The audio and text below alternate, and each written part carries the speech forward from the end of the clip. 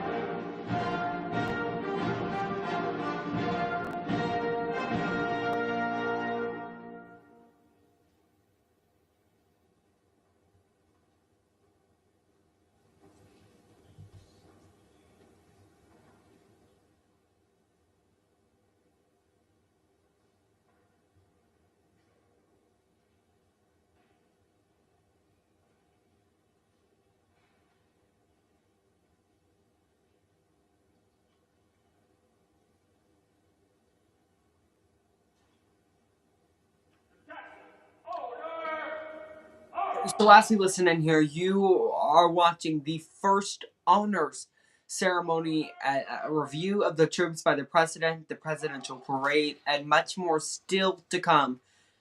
Let's listen in here for a moment.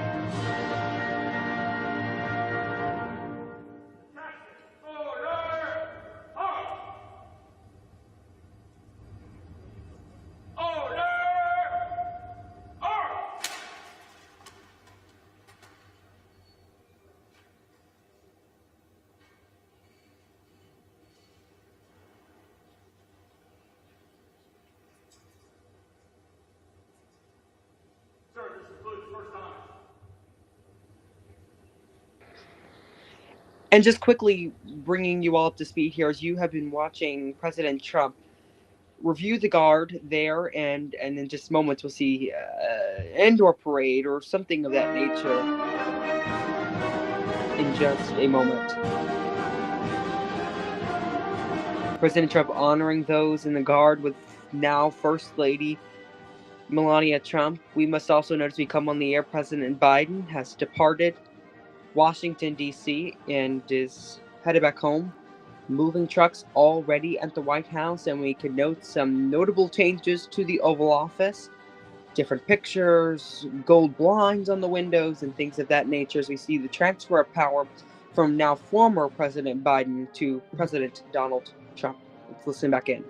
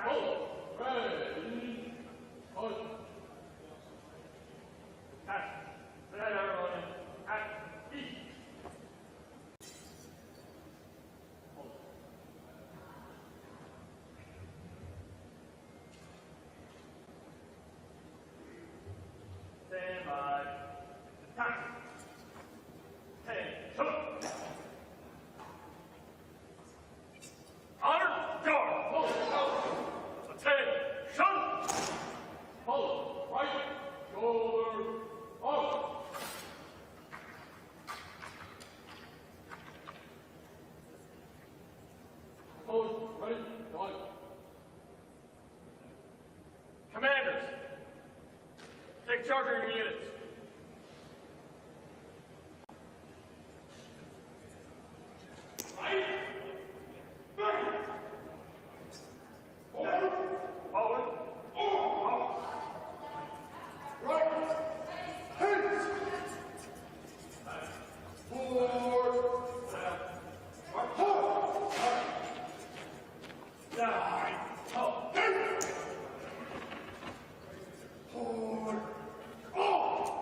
Return. Hold. Stay forward. March. Ready. Down. Right.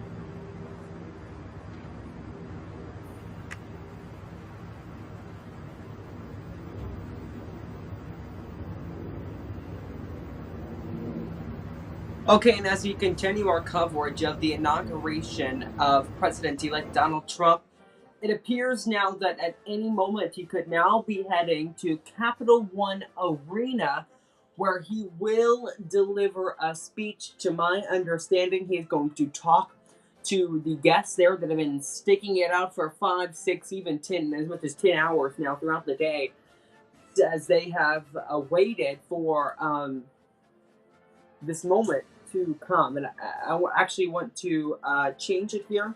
This could be the Capitol Hill ceremony, a part of this long day for the president and the uh, first lady, and as well as all of the cabinet members and the guests who are now attending this event. So a lot to be happening here as you hear that band there playing those tunes as we watch here what is Donald Trump's now second inauguration after the first one losing in 2020, then regaining power now in 2024. We're seeing kind of a split screen moment here. We want to apologize now, or not want to apologize, but want to bring in that full screen there. You just saw kind of a split screen there as we were watching now President Donald Trump's motorcade head to this Capitol Hill ceremony that we are fixing to watch here live. That is his new motorcade. You see him in The Beast, what you so often saw President Biden in. Now you are seeing President Trump in, as President Biden is now former President Biden. So President-elect turned president and president turned former president, as we see the transfer of powers occurring here on this longly awaited, I should say, day for these cabinet members, that some already kind of stuck in their positions, others still waiting for Senate confirmation. That is said to begin, I believe, for some of them it could be after this. For others it could be later in the week now. So still hearing that band as you watch that motorcade travel there, and you can see that kind of split screen there at the band in the bottom left of your screen as we stand by for President Donald Trump to arrive there to this Capitol Hill ceremony that we are in fact monitoring. And earlier today we saw a number of other speakers, including this kind of official farewell. I want to say that multiple times just because of what it all means, but this official farewell speech coming from former President Biden, right after Donald Trump gave his speech. Well, I guess I should say, as Donald Trump was giving his speech in this other room on Capitol Hill. So, a lot to talk about today, and we are going to, throughout the day, replay some of these high, momentous moments that occurred there on all throughout the day. But we are now seeing President Trump attending this Capitol Hill ceremony, just a part of this long inauguration process. He's kind of waving to everyone that you can see there. Let's go full wide. I don't want to go full wide. I wanted to say I want to go full screen there, but I wish I could go full screen on that second camera shot that we have there. But unfortunately, we are unable to. But that shot there showing, I wouldn't say that was Capitol One Arena, but it could. This Capitol Hill ceremony could be at Capitol One Arena in D.C. So we're going to be monitoring all of this. You just saw feed flash there for just a moment as we see President Trump's motorcade continue to make its way down and into this arena. And according to this other line shot that we have pulled up, it has in fact made it and turned into what we are watching there. And that appears to be where this Capitol Hill ceremony will in fact take place. You're looking live there as we continue to follow the inauguration of President Donald Trump and a farewell to former President Joe Biden. Let's listen in here to the tunes.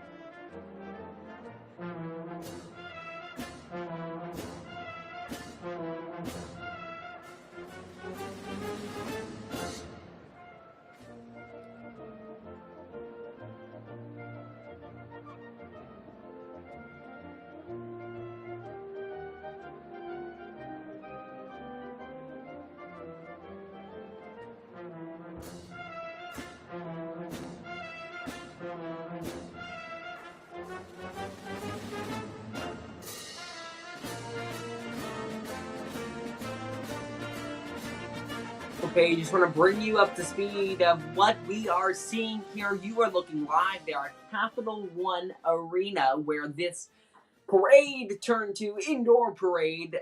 More of a ceremony type event will take place. You're seeing a look at the band there playing music. It's also said that some high school bands could be involved in this, but essentially what you're seeing there on your screen is a look at where President Trump is now heading, and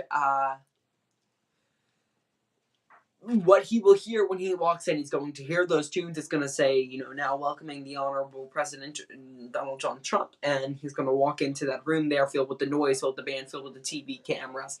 And he's expected to speak as well as we were expected to see from marching bands and different things of that nature. So what you saw right before we switched to this shot, you could see inside of Capital One Arena was President Trump's review of the guard. So you saw there now that band playing, and just earlier President Trump becoming from President-elect to President Trump after being sworn in from Chief Justice, I should say, Brett Kavanaugh of the United States Supreme Court. Let's continue listening into this band. And I'll also note throughout the evening, I should say, there's a number of other events still expected to occur, and we'll have live shots, of course, right into them.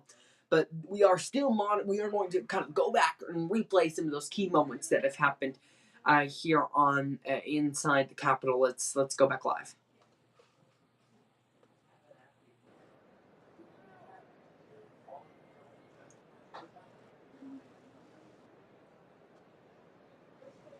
And of course, it appears the band may be beginning here again. I can't tell, but they may have stopped playing because the president is expected to arrive here any moment now. And they could be standing by for the exact moment when the president is welcomed in. You're looking live there at a pretty much wide shot of this Capital One Arena there in DC. And there the band goes. We'll listen back in throughout the evening, and I just want to note that we are still kind of monitoring what's going on here, but we are looking at this Capitol Hill ceremony inside of Capital One Arena there. So a lot to talk about. We have seen today a number of people speak inside this arena, including Trump's pick for FBI Director Kash Patel, Elon Musk, a number of other folks as well that we kind of listened into as we stood by as we were standing by to come on the air at the end of the day to bring you the full entire wrap-up of what a long day of inauguration events has it been. Right now, that band playing. Let's listen back in here.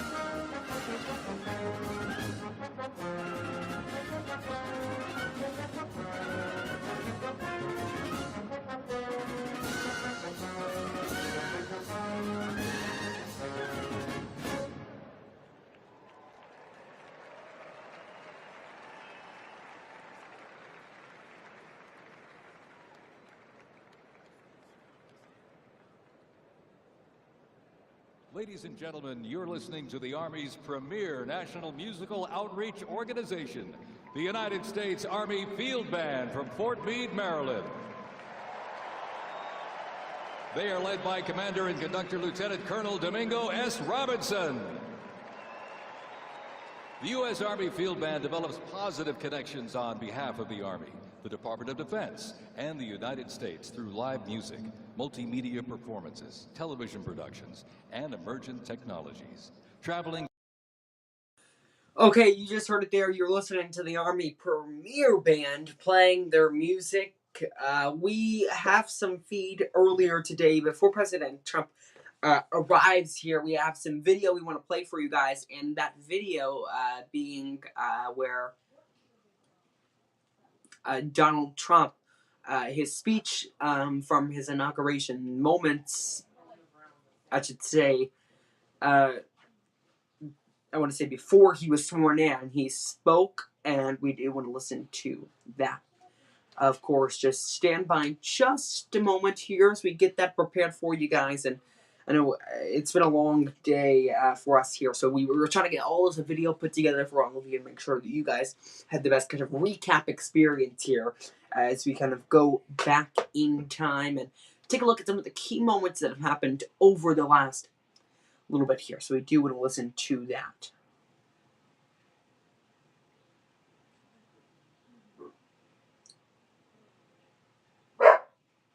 So you guys will just stand by here. We'll listen back into the Army Band.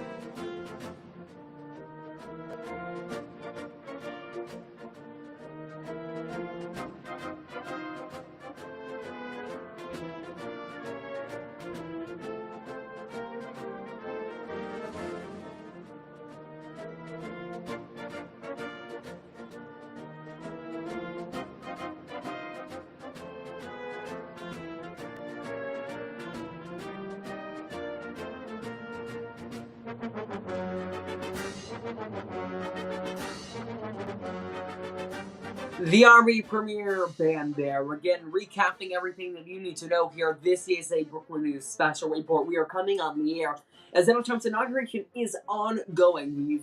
He's fixing to experience and see, as soon as he arrives here, the indoor edition of the inaugural parade. We will continue to stand by for that, of course, and bring you live coverage as it all happens. We do have the speech from earlier today where Donald Trump delivered his inauguration speech. We do want to play that for you guys, of course, in full. Please stand by with us. We do want to play that for you, of course, in full. Let's listen now into Donald Trump just earlier today, his inaugural speech.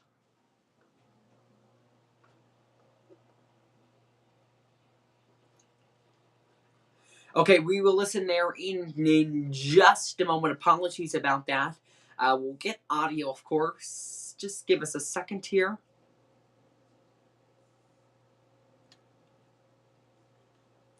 We will, of course, get audio working in just a moment. Just stand by with me. And we will get that back working, but we do want to first, before we go back outline to that, I believe we might have a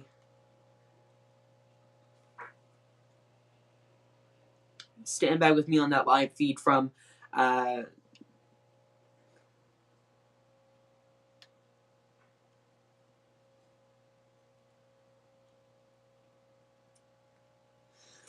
so we have not seen President Trump arrive, but we do kind of want to do monitor that as it all is ongoing. So here is standby here, and we'll have a look. This is a little bit earlier today when Donald Trump spoke. But what we're going to do here to kind of break it all up, and I apologize for kind of this organization, you could call it, of kind of how we have this live feed together, but due to the fact, I just realized, due to the fact Trump is soon to arrive here any moment now at at this Capital One event. I do want to still talk about that, still go to it. Just we are going to first talk about the inaugural parade that is in fact ongoing, and we'll see the president arrive there in just a moment. Just stand by with me. We'll get that full screen for you guys. There we go. Okay, so we'll stand by there on that inaugural parade, and we'll talk about it a little bit more as we continue to see the Army Premier Band, as they're calling it, play there in D.C. So we are going to continue to monitor that now throughout the day, as I was mentioning before, at this entire arena, at Capital One Arena. We have seen Elon Musk, the who will head the Department of Government Efficiency, and we will also see we have also seen Kash Patel speak, and I think there were a number of other speakers that I did not catch, but we also must note here that we have seen the Capitol Hill luncheon. There's been a number of other things, and coming up here in just a moment, we have the presidential parade that's ongoing down the left side of your screen. We'll then see Trump go to the White House, and we'll have an Oval Office signing ceremony at the White House. Then we will have the Commander-in-Chief Ball, which, according to my understanding, we will have a feed right there. And then I want to be correct in what I'm saying here, but I believe the Liberty Inaugural Ball and the Starlight Ball are both private events that we will not have a feed into. But we are expected to have a feed inside that Commander-in-Chief Ball, and we will monitor that. But we do know as soon as the president-elect arrives there at the presidential parade ongoing at Capital One Arena, we will take you live there, of course. Now, throughout this, we have seen a number of individuals, House members, that are key to what's going on, and there's also been a few other things that have happened today as we continue to monitor this band playing there, and that includes we've seen Nancy Pelosi, who I should say we haven't seen her, and that's something notable about. We have not seen Nancy Pelosi, but we did see President Biden, former President Biden, and now former Vice President Kamala Harris in attendance. Unlike how I should say Donald Trump did not go to the inauguration of Joe Biden in 2020. So that's something key to talk about here as we go back out live here in Washington, Capital One Arena, where we are standing by to hear from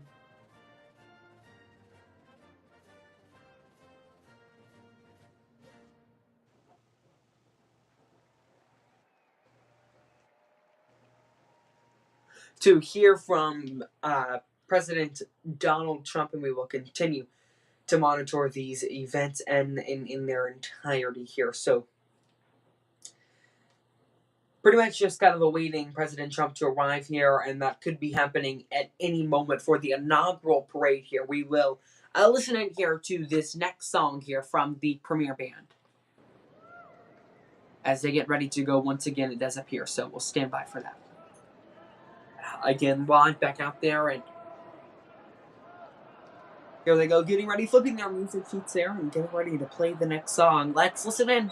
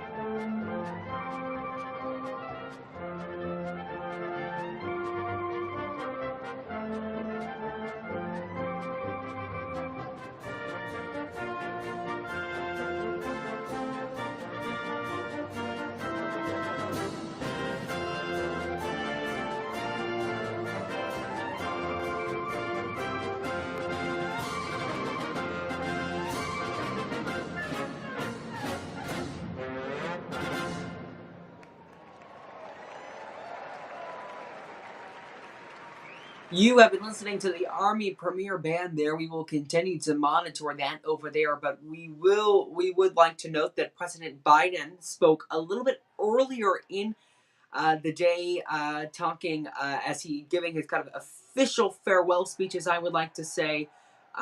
We are going to bring you that. If you'll just stand by with me here for just a moment, we'll bring you that. And if President Trump arrives, we will also bring you that if that happens there at any moment. But here is President Biden a little bit earlier in the day talking about giving his final kind of for real final, I should say, farewell speech in at Joint Base Andrews before exiting and leaving. Let's listen in.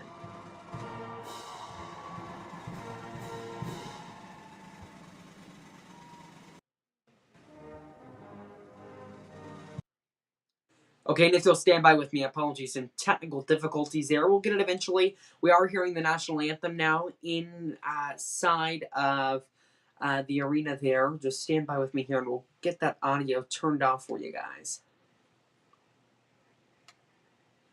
Okay, let's listen back in here.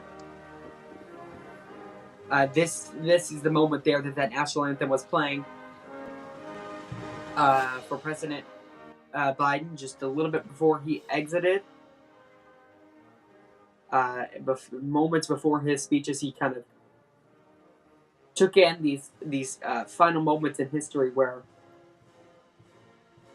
we saw just a number of things occur. You know, in his 4 years, he attempted to make a legacy that would last for him. He attempted to make a legacy that was notable in when speaking about the United Nations and his foreign policy. While some may disagree in his foreign policy and his actions during the Israeli and Hamas war, which is still ongoing and for the Middle East, but he played a big role and vital role in that. President Biden, there just earlier today. Let's listen in. I don't think we could have done anything. I know we couldn't have done anything we did without you. Kamala and Doug and members of the cabinet, all the staff that's here, from all across all the agencies, and friends, supporters. Jill and I are forever grateful to you. I mean that. We're genuinely grateful. As you heard me say before, no president gets to choose the moment they enter history, but they get to choose the team they enter history with. And we chose the best damn team in the world. You are. You know, it's because of you. And I mean this sincerely from the bottom of my heart. Because of you, we got so much done for all Americans. I look down there, my Secretary of State, Tony Blinken, exceeded only by his wife, who worked for me first. But look, I only hope to look back on these years. I hope you look back on them with the same pride I have of all you've done. You know, I'm proud of is that you did it upholding the core values of honesty, decency, and integrity. I mean, no scandal. I mean, it's incredible what you did. And you represent the best of who we are as Americans. That's not a joke. That's real. And while we relied on your ideas and resolve and counsel, we also relied on your families. To all your families, thank you for the sacrifices you made. I mean it. For being part of this journey. Every day, I'm deeply moved by all we all did for this country. I really mean it. History's going to mark down just what you did. You know, but the point I want to make today is to make clear in my farewell address, as we all do have more to do. We have a lot more to do. We heard the inaugural address today. You know, we got a lot more to do.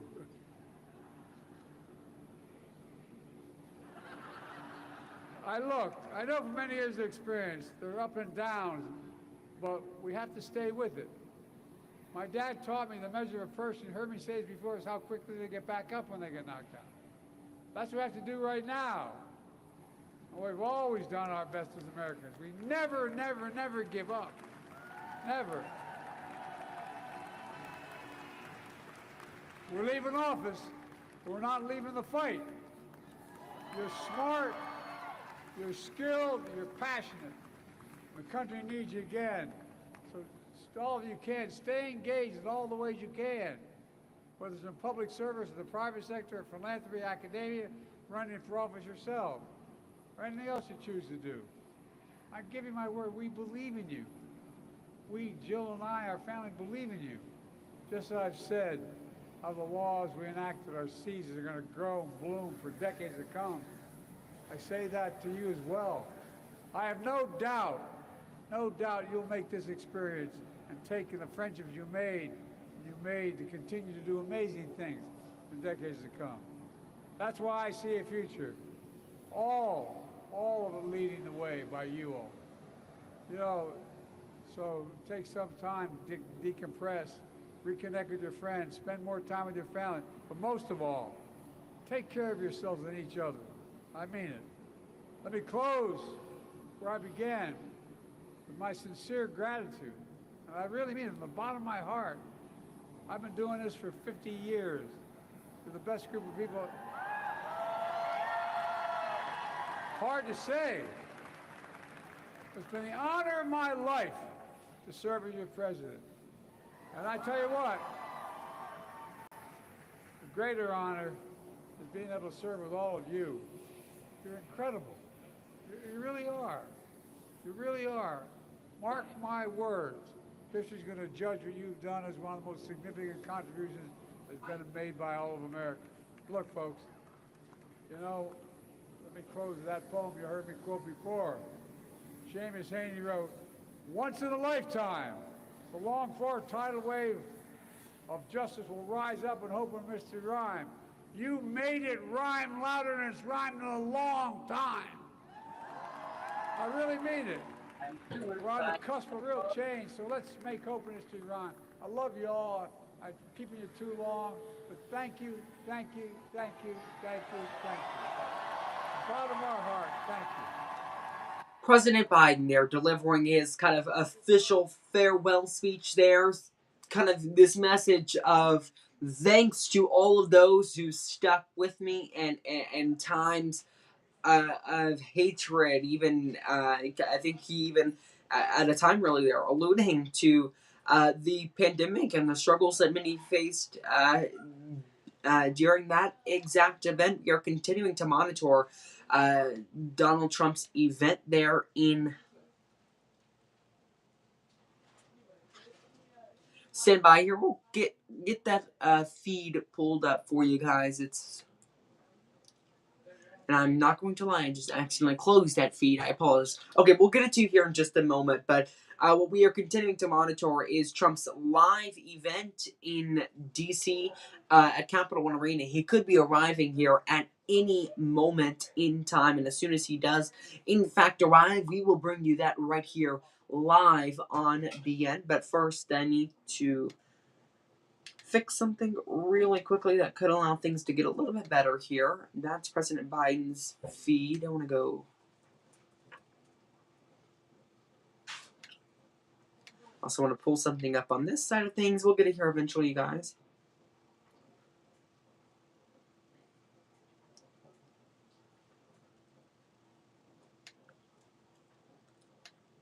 And we also have this feed from Donald Trump's inauguration speech a little bit earlier in the day, and we still plan to bring you that, of course, as soon as it does, in fact, as soon as the time kind of warrants us to bring you that. But again, time not yet warranting that due to the fact we are still standing by for Donald Trump to arrive here at the inaugural parade there in at Capitol One Arena. And this, we want to note, it has in fact been moved inside due to the forecast that was planned about a week ago. It looks nice outside in Washington, D.C. when you take a look at the White House and things of that nature, but the temperatures are something that's unbearable to so many, and we must note that those in Capital One Arena have been waiting all day to hear and see from the president. Now, after his inauguration, and now we are awaiting him to arrive at just one of the few parts of this entire inauguration. And I want to note that we have gotten some news that has come in within the last few moments. That news is that the Trump officials, his kind of communications department for the White House Communications Department, Office of Communications, I should say, has formed an email, and I'll read it out to you here in just a second, but it is kind of announcing the intended picks for the departments that Trump is required to fill. Among those named are Marco Rubio for Secretary of State, John Ratcliffe for CIA Director, Pete Hegseth for Defense Secretary, Russell Vought for White House Budget Director, Kristi Noem for Secretary of Homeland Security. Now, the Senate committees are expected to vote on these nominees that we're talking about right there, and there's a number of other nominees as early as today. Some could go farther in, and I'll note I read a story coming from the Associated Press that I would say alluded to a possibility of there being no Secretary of Defense and a possible member of, or higher up, I should say, in the National Guard, Army, Air Force, possibly having to step up and fulfill that position, all until Secretary of Defense nominee Pete Hegseth could be confirmed by the Senate, which could take as long as the Senate chooses it to be so. Now, I will say it is rare for a nominee not to be accepted by vote, but it has happened a few times before.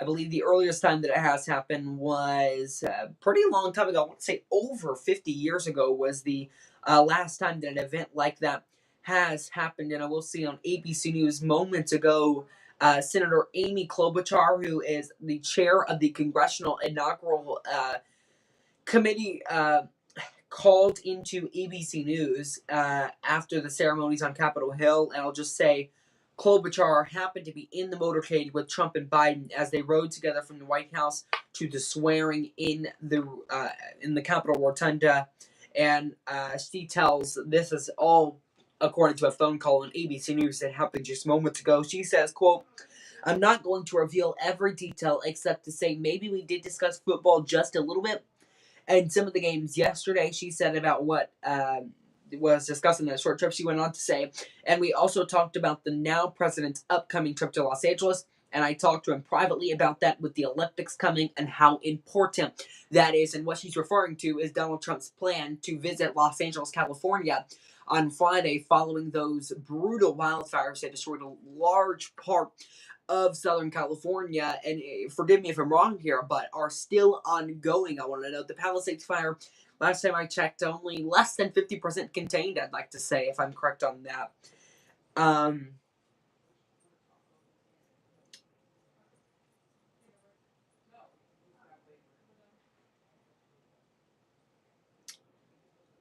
So right now, what you're watching there on the left side of your screen is kind of a standby feed here, awaiting for President Donald Trump to arrive their Capital One arena in D.C. there.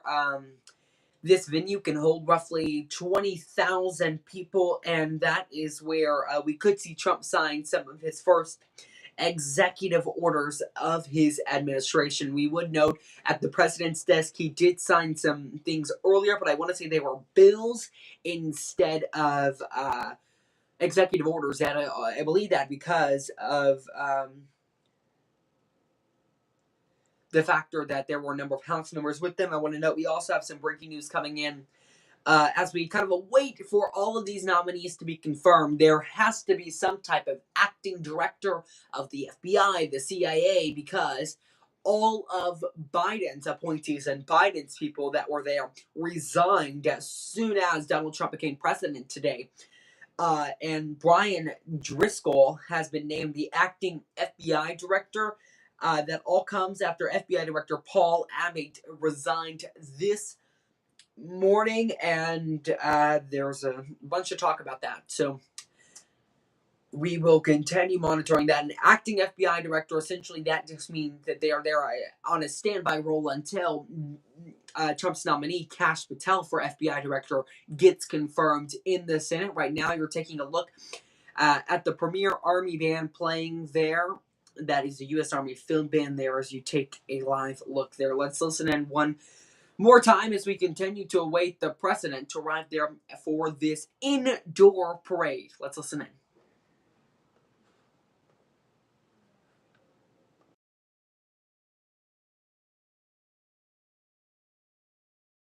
So again, the Army Premier Band playing there. We'll listen in just a moment. Just stand by with me here. We'll listen in.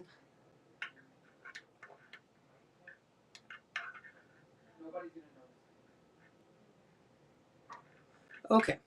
Issue should be fixed and we should have sound now. Let's listen into the Army Field Band, the Premier Band playing.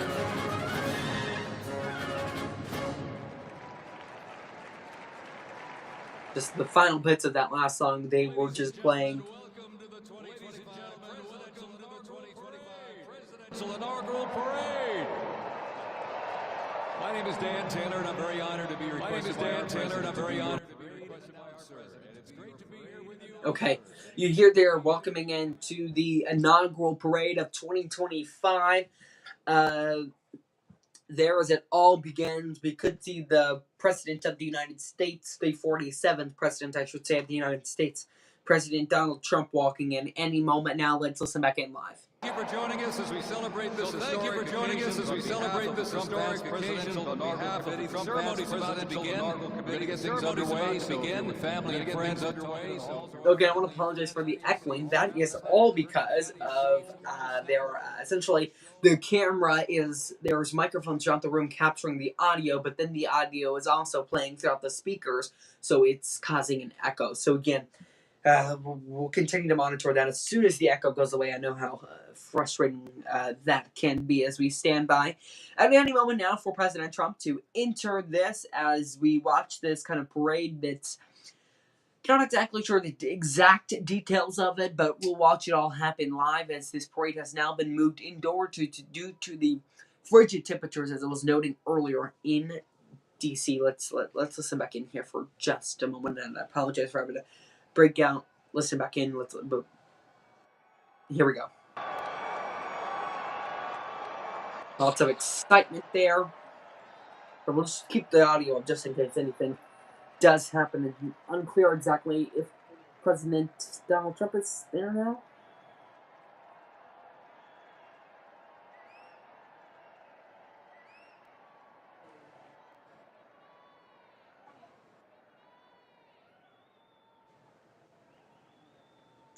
And you are now seeing Barron Trump, a large part of the first family there. Barron Trump, Don Trump Jr., Eric Trump, I believe that's Laura Trump there. Is that Tiffany Trump even? We don't see her too often, but it appears we are seeing her on a day like today. They're all walking in there. That's exactly who we're seeing. Tiffany Trump there, Laura Trump, Don Trump Jr. there. We see Kai Trump, the son of the oldest daughter of Don Trump Jr. there, all standing there. You see Donald Trump's, 19-year-old son, fresh into college there in New York, all joining the president at his inauguration. And we're seeing the second family, behind them.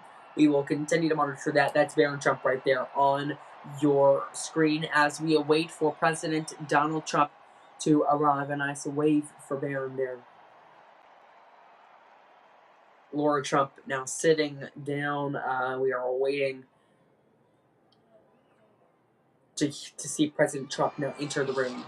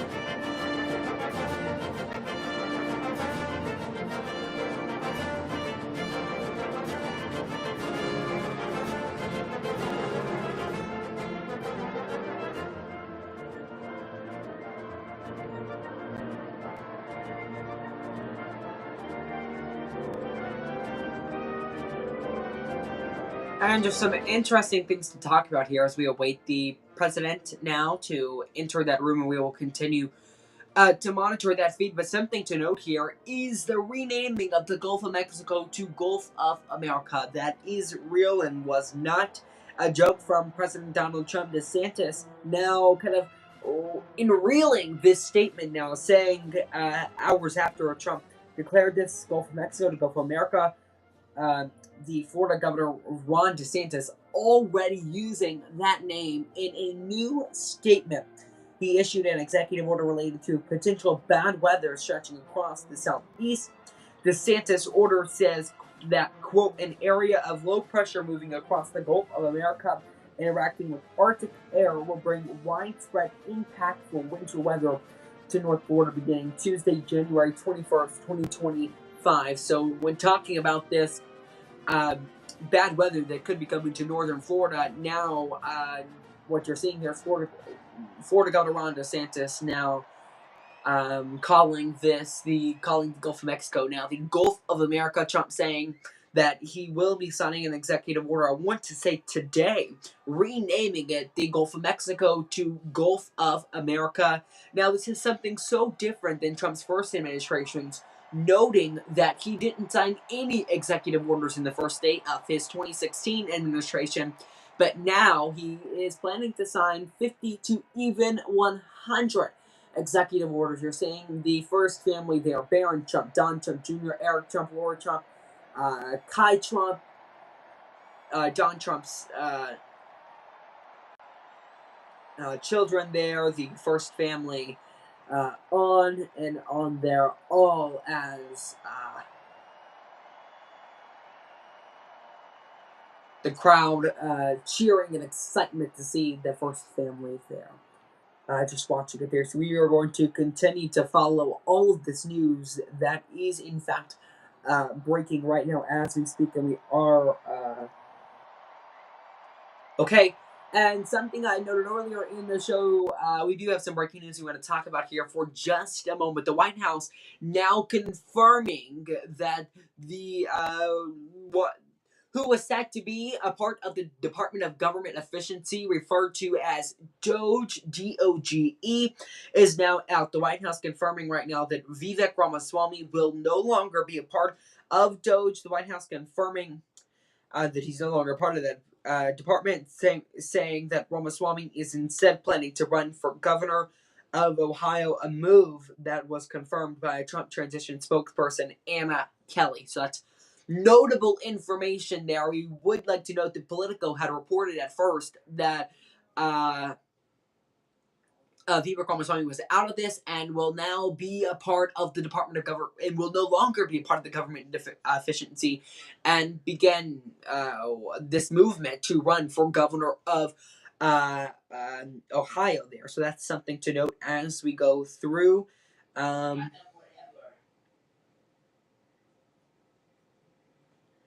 And we would like to note that person to the right of Barron Trump, now having some confirmation on who exactly that is.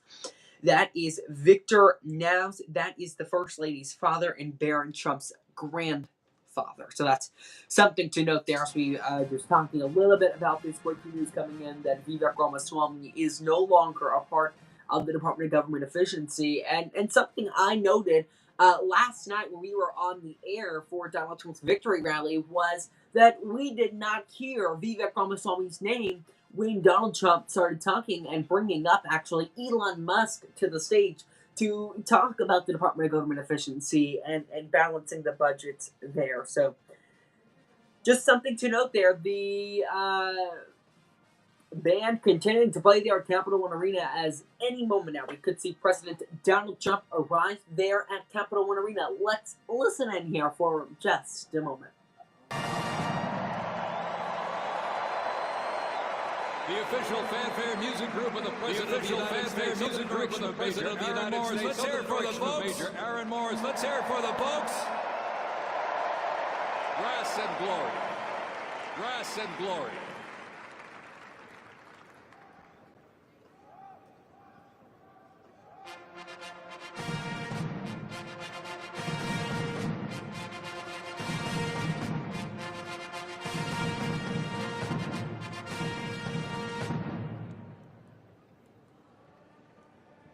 Ladies and gentlemen, please welcome the 50th Vice President of the United States of America, Vice President J.D. Vance, Vice President by the Second Lady, Mrs. Usha Vance. Second Lady, Mrs. Usha Vance.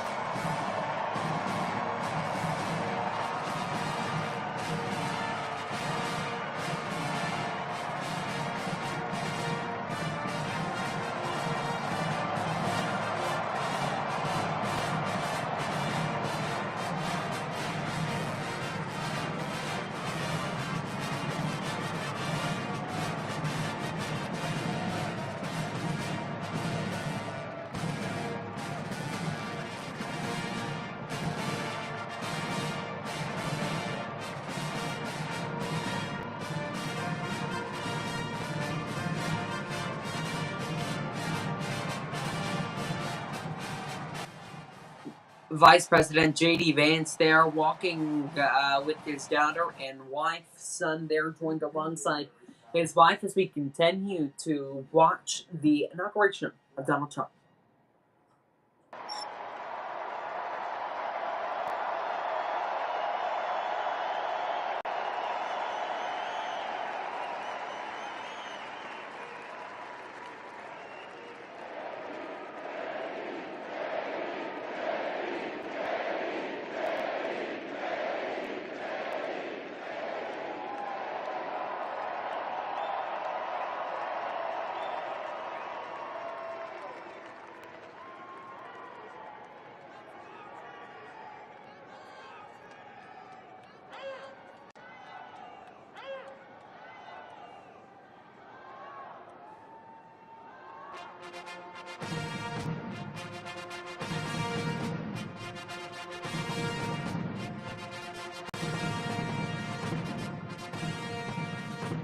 Ladies and gentlemen, please welcome the 47th President of the United States of America,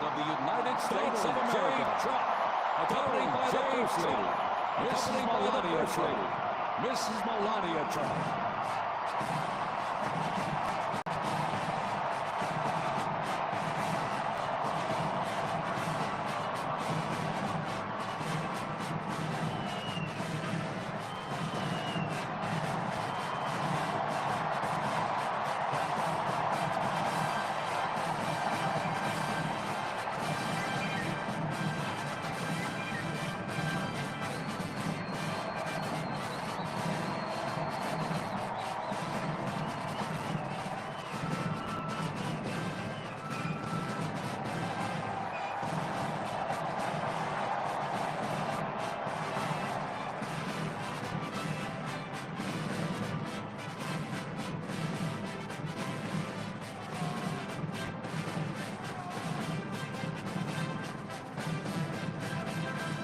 Okay, Donald Trump there now, walking to possibly the stage here. It's unclear exactly where, and I apologize for that echoing. I just had to fix that really quickly there before we watched walk to the stage. Let's listen back in there.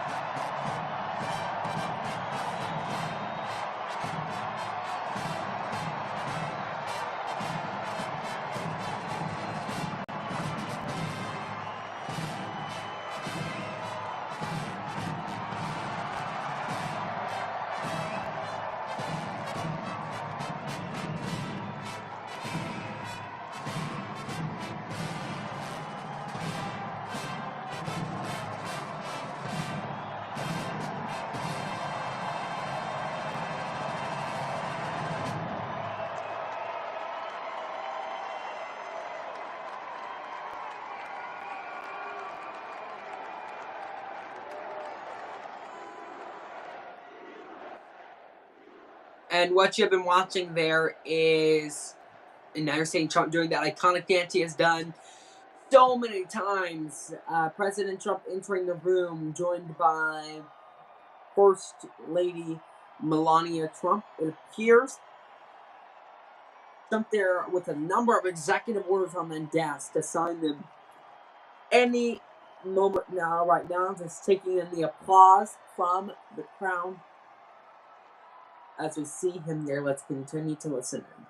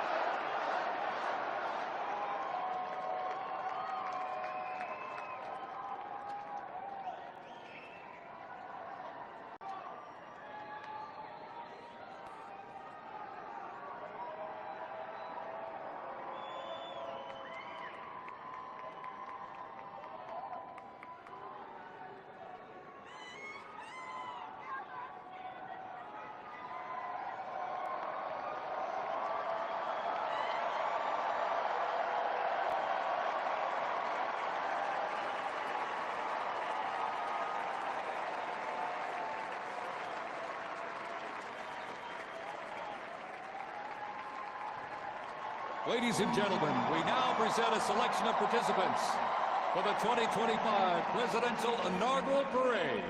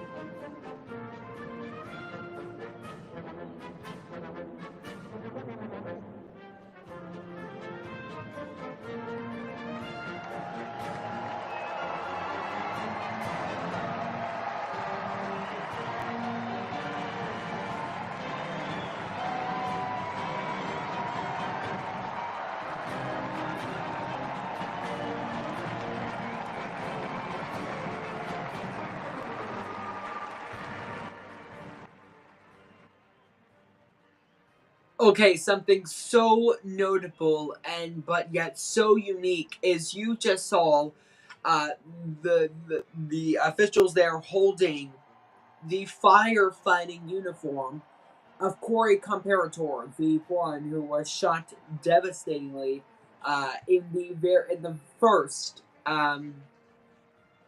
attempt on Donald Trump's life in July. I want to say that was the firefighting uniform there of Corey Comparator. Let's listen back in here to the inaugural parade, but this time indoors.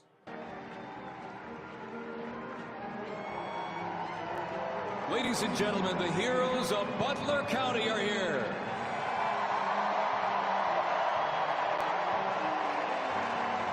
And they are here to pay homage to the life, selfless community service and sacrifice of Corey Comparator.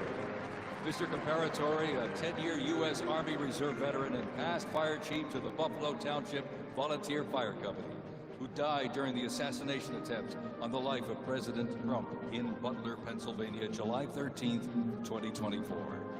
Their formation consists of Pennsylvania State Police, local police, county sheriffs, emergency services unit, EMS, 911 radio dispatch, and hospital personnel, who all heroically stepped into action during the horrific attack. They are also paying tribute to the courageous service of first responders nationwide.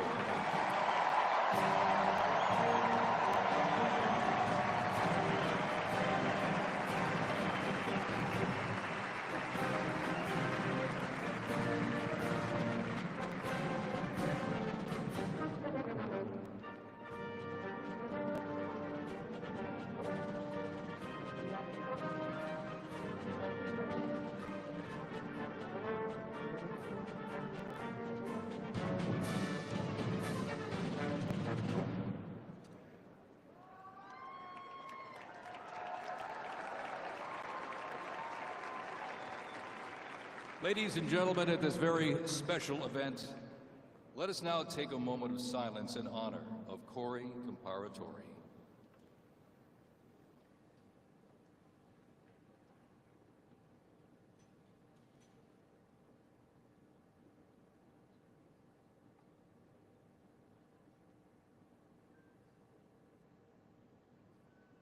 Thank you very much, ladies and gentlemen.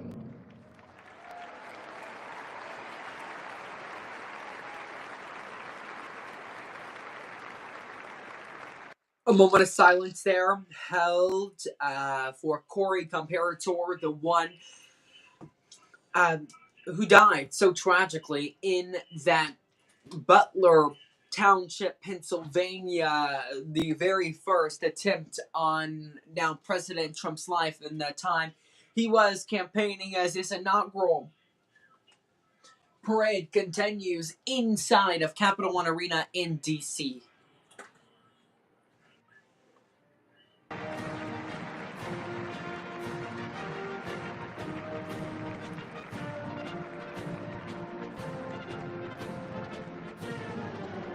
We now present to you the New York Military Academy from Cornwall-on-Hudson, New York.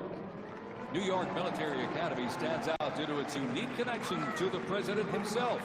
President Trump is a 1964 graduate and has been enshrined as one of our alumni of distinction. This historic academy has been named the Junior Reserve Officer Training Corps, that's JROTC, and are marching with their cadet dress uniforms. Look at these, all modeled after post-World War I General Blackjack Pershing's gray uniform.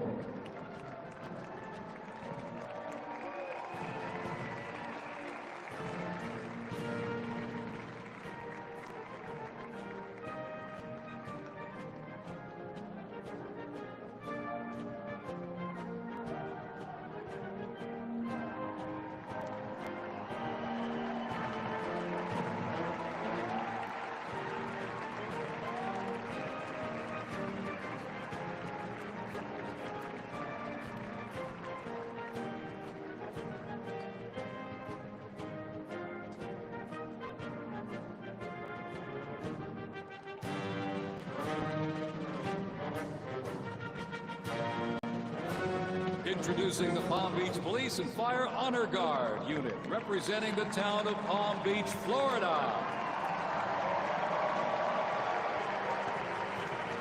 This group consists of police officers and firefighters from the town of Palm Beach, home to some of the most prestigious people in the world, including President Donald J. Trump.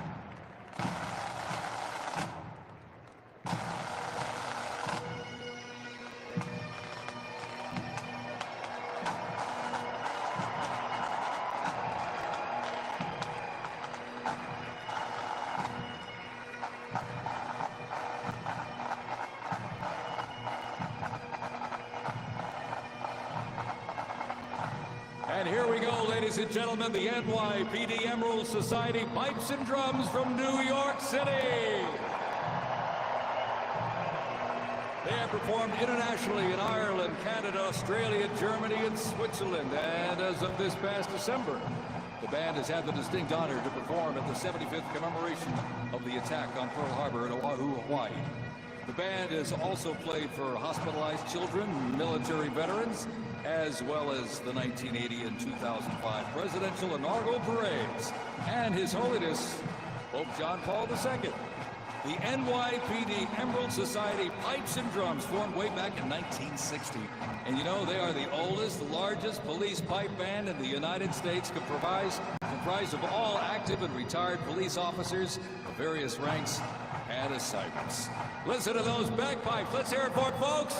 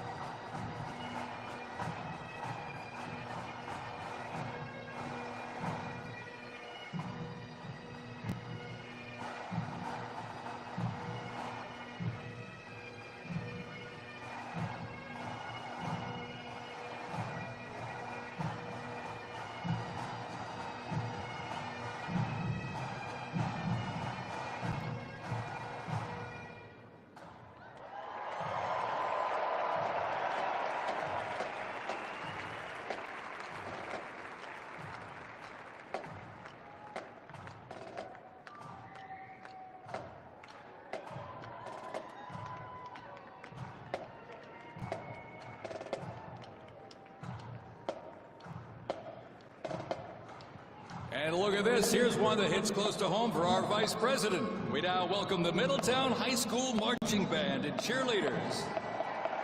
They're traveling all the way from Middletown, Ohio to proudly represent their school, our nation, and outstanding alumni, including our new Vice President of the United States, J.D. Vance.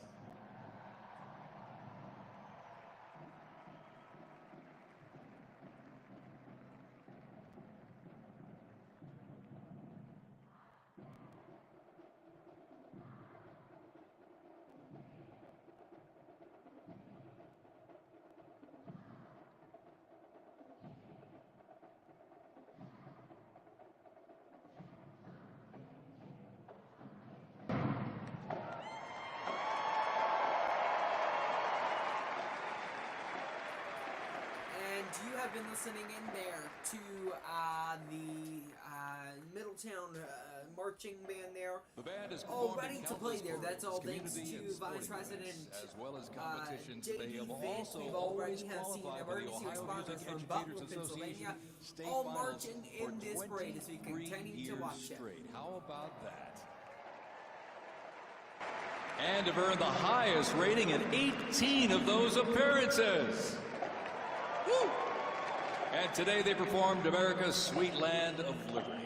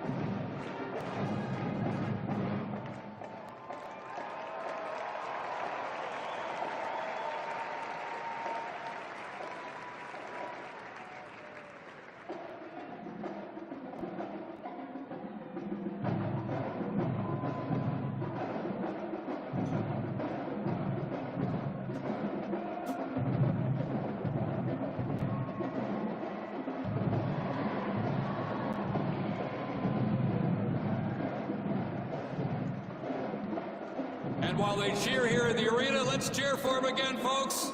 From our VP hometown, Middletown High School Marching Band.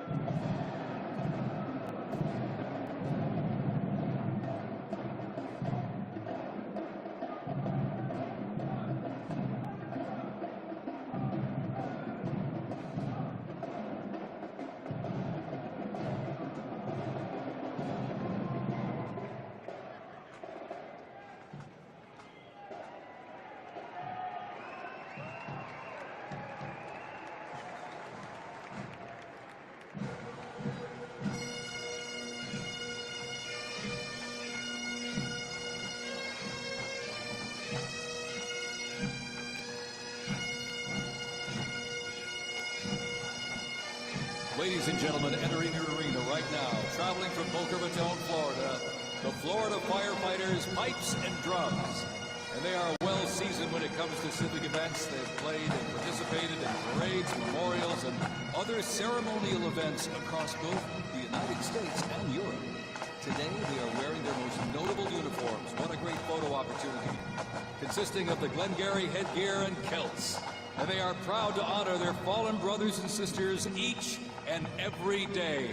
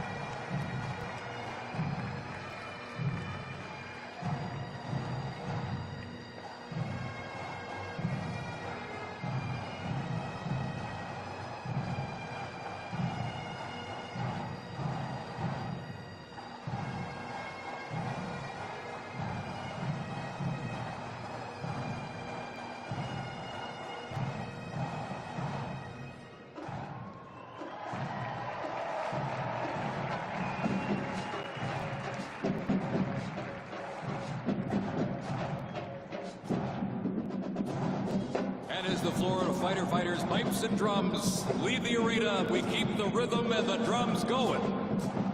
Please welcome the Stewart's Creek High School Marching Band. Traveling all the way from Smyrna, Tennessee, they are proud to represent the Volunteer State in the 2025 Presidential Inaugural Parade.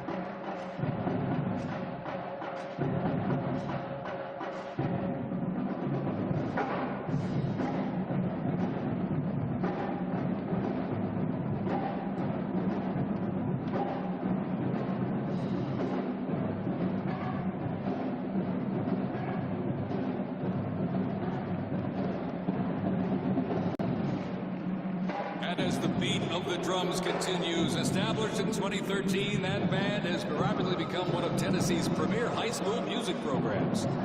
This band has participated in numerous civic events that honor significant moments in our nation's history, like the 75th anniversary of the attack on Pearl Harbor, Captain Jeff Cuss, United States Marine Corps Memorial Dedication, Chicago Thanksgiving Day Parade, and a Lincoln Memorial performance as well. The Stewart's Creek High School Marching Band, everybody!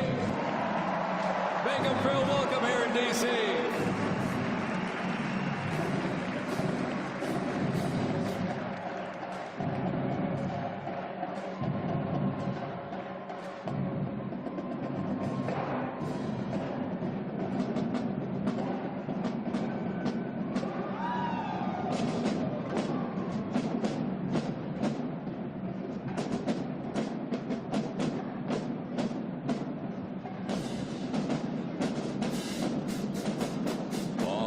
Ladies and gentlemen, now welcoming the Mississippi Valley State University Band.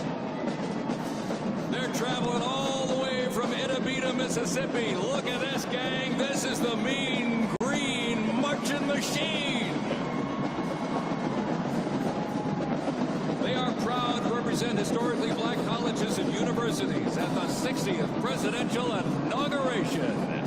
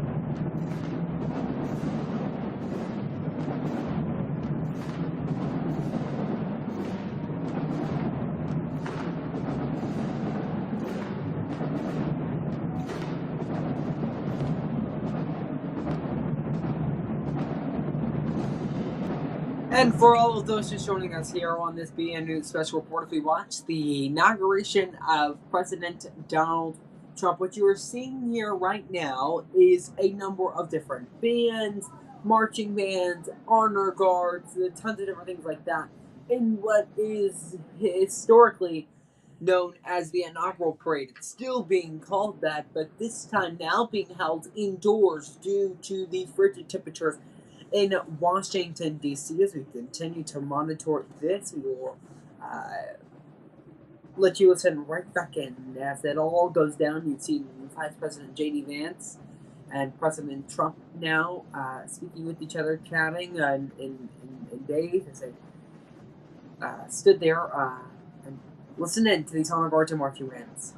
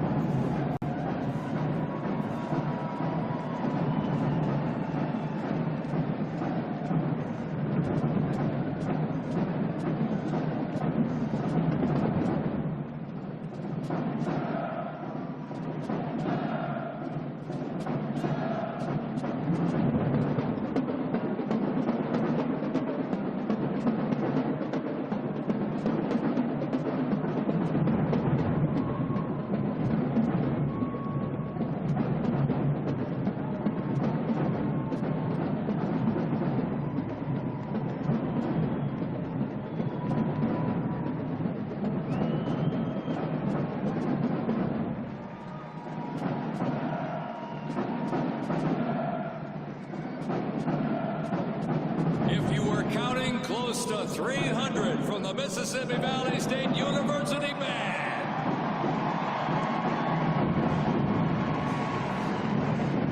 You know, since its founding, the band has consistently played a significant role at their university across the United States. They have performed for athletic events, Mardi Gras parades, Rose Bowl parades, and many, many more. The Mississippi Valley State University Band takes great pride in presenting culturally diverse presentations for students, faculty, and the surrounding Mississippi communities. Take a look at that brass out there. Woo! That's just part of the big green marching machine. The Mean Green Marching Machine from Inauguration, Mississippi, ladies and gentlemen.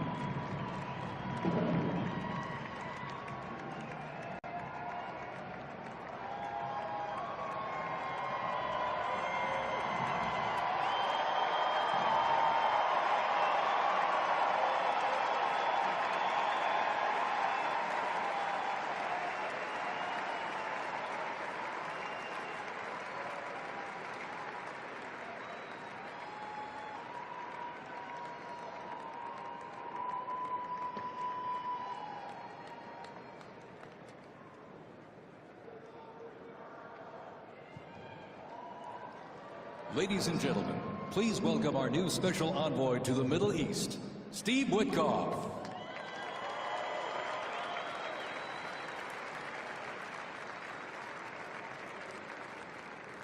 Okay, so now we have reached the point in this parade that we will hear remarks from Special Envoy to the Middle East, Steve Witkoff. They are a large part in recent weeks of the ceasefire deal between Israel and Hamas. Steve Witkoff here. Let's listen in. Good evening, everybody. I was appointed by President Trump to be the Special Envoy for Peace in the Middle East.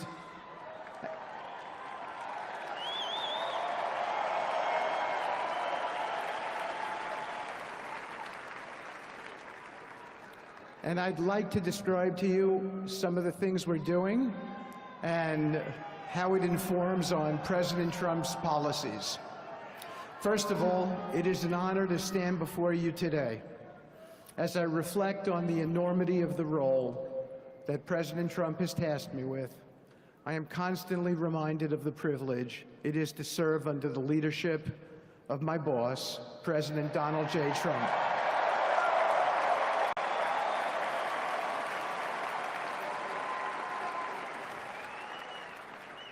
His presidency has provided a clear, bold vision for the Middle East, and it is this vision that guides every step I take in the mission.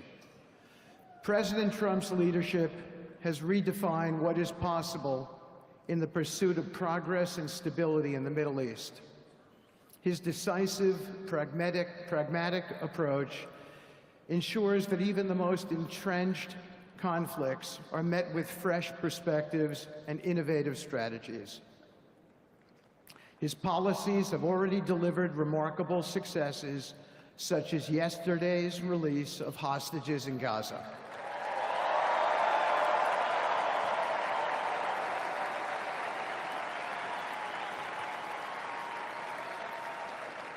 Thank you.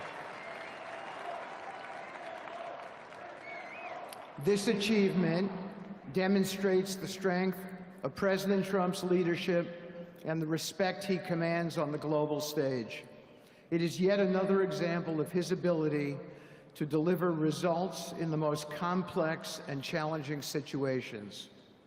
The Abraham Accords, a testament to his vision and determination, have also brought historic progress to the region, transforming old rivalries into new alliances. These agreements are not merely symbolic. They represent a practical roadmap for peace, economic cooperation, and mutual respect across nations. My role, as President Trump has tasked me, is straightforward yet profoundly challenging: to turn his vision into actionable outcomes. He sets the agenda, he lays the framework, and he inspires people like me into bold action. My responsibility is to implement his vision, engaging with leaders across the region to find pathways towards sustainable peace and stability. And let me tell you, having Donald Trump as a boss makes this task not only possible, but far more effective.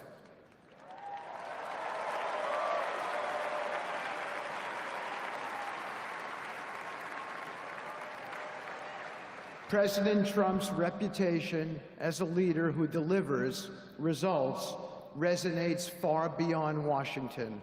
Leaders in the Middle East know he means what he says. His ability to cut through bureaucratic gridlock and focus on tangible results is the game changer. It allows me to approach delicate negotiations with the confidence that the full weight of the United States is behind me. The principles President Trump has laid out for our approach to the Middle East and foreign policy in general are fourfold, and they are clear. 1, respect for sovereignty. Every nation deserves the right to determine its own destiny, free from the interference of external powers. 2, economic prosperity as a bridge to stability. Through economic partnerships and investment, we can build a foundation for cooperation that transcends historical grievances. 3, courageous diplomacy. Real progress requires difficult conversations and bold decisions, and it is through these that trust is built and maintained. And finally, 4, reciprocity and accountability. The United States requires reciprocal actions from our partners. We are done carrying the financial burden for nations that are unwilling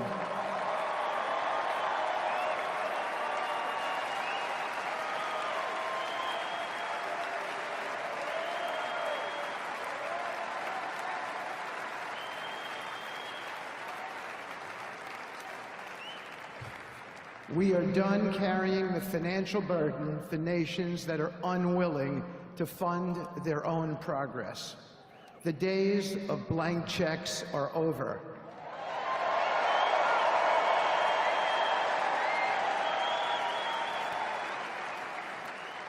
Partnerships under President Trump's leadership must be equitable, and contributions must reflect shared commitments to our goals. In my work, I've seen firsthand how these principles resonate. They provide a foundation that transcends politics and speaks to the shared humanity of all people in a region. Leaders across the Middle East recognized that this Trump administration is serious about results, not symbolic gestures, but real, meaningful progress that improves lives. Thank you.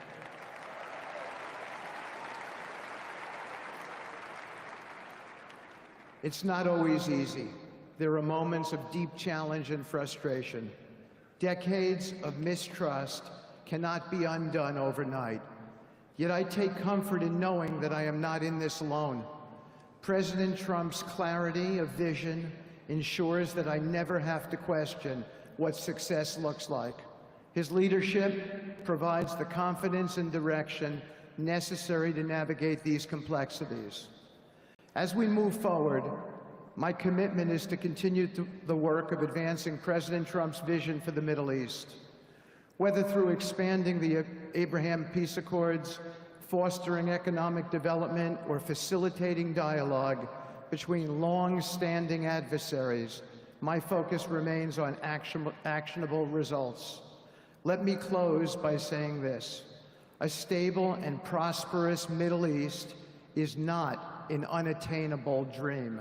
It is a goal within our reach, made possible by strong leadership and unwavering commitment. Under President Trump's guidance, we are proving that the impossible can become reality. Thank you, but I have one more thing to say. We have some special people for me to introduce you to tonight. President Trump has been talking to them as well. They are the families of hostages from Israel who have been in Gaza for the last year and a half. There are many of them here today. Several of the families have lost children and loved ones, and they're here because they're part of an effort to retrieve their bodies so they can be buried in a proper way. Several have children who are still in captivity. There is an American family here whose loved one is scheduled to come out in 14 days, and they're going to be meeting the president tonight. So let's give them all some love and a big hand. Come on up.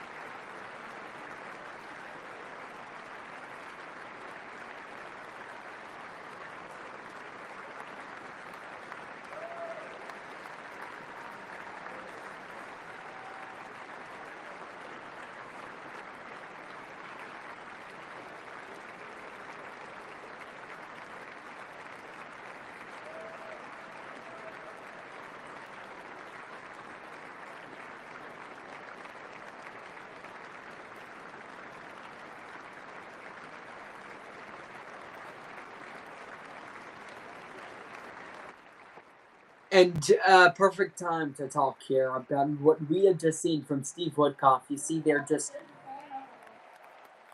Some of those families holding up the signs of their children. They don't know, are their children alive, not alive. And in some cases, Steve Witkoff saying that these parents, that these families have their children coming back, you know, as early as in just now, I believe, a few days until the next hostage release in this 6-week ceasefire deal. Introduce my dear friend and the President of the United States, Donald J. Trump. And before we hear from Donald Trump, I want to just get to what Steve Witkoff said just moments ago before Donald Trump walks up to the stage and delivers remarks.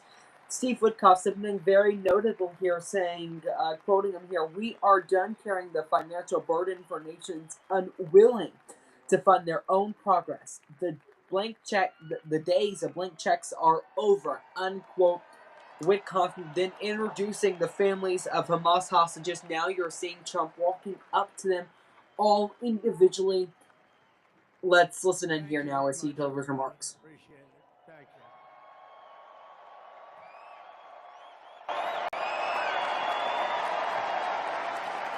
So now the work begins. We won, but now the work begins. We have to bring them home. And you know, tonight I'm going to be signing on the J6 hostages, pardons, to get them out. And as soon as I leave, I'm going to the Oval Office and we'll be signing pardons for a lot of people, a lot of people. And thank you to Steve Witkoff. He's a great guy. He's a friend of mine. He's been a very successful man. He's a great negotiator. He's a wonderful guy. People love him. And he's got a tremendous power of persuasion. And that's what we need. We don't need stiffs. We don't need stiffs. We got a lot of stiffs. You just had a whole load of them. And to the former hostages with us today, welcome. Welcome home. Some of the folks are former hostages. Not a good situation. The 3 young ladies that came home yesterday, you saw that. More coming home every day now. They're coming home. But they were hurt. They were hurt. They were hurt. One had her head blown off, fingers on her hand, and her hand indeed was blown off. She was trying to defend herself from a bullet being fired. Do you believe this? A bullet knocked off her hand. I don't know. You look at it, it's a disgrace. We never stopped praying for you, and we're so glad that you're reunited with your friends and families, and God bless you all. And some of them are just saying, no, my son is gone, but please just bring home his body. Right, Steve? Many of you have told me that your son is gone, but bring home his body. It should have never happened. 3 years, it's ridiculous. Should have never happened. Wouldn't have happened. I also want to express my tremendous gratitude to the hundreds of thousands of proud American patriots who came from all across the country to join us in this celebration. It's a celebration of a big win.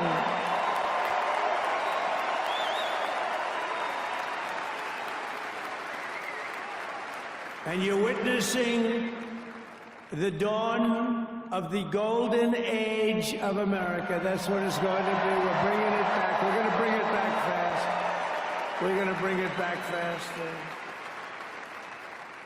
Let us also thank the incredible service members, National Guardsmen, Police, Secret Service, and law enforcement personnel who are keeping us all safe, even though they are great people.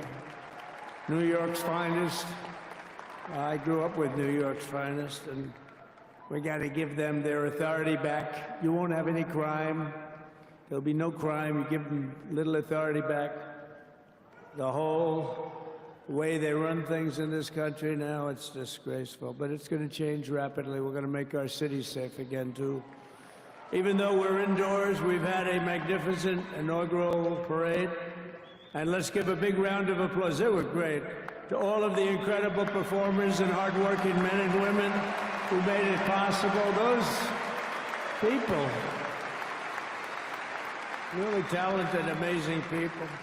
I also want to thank my wonderful family for being here, especially my beautiful wife, our First Lady, Melania.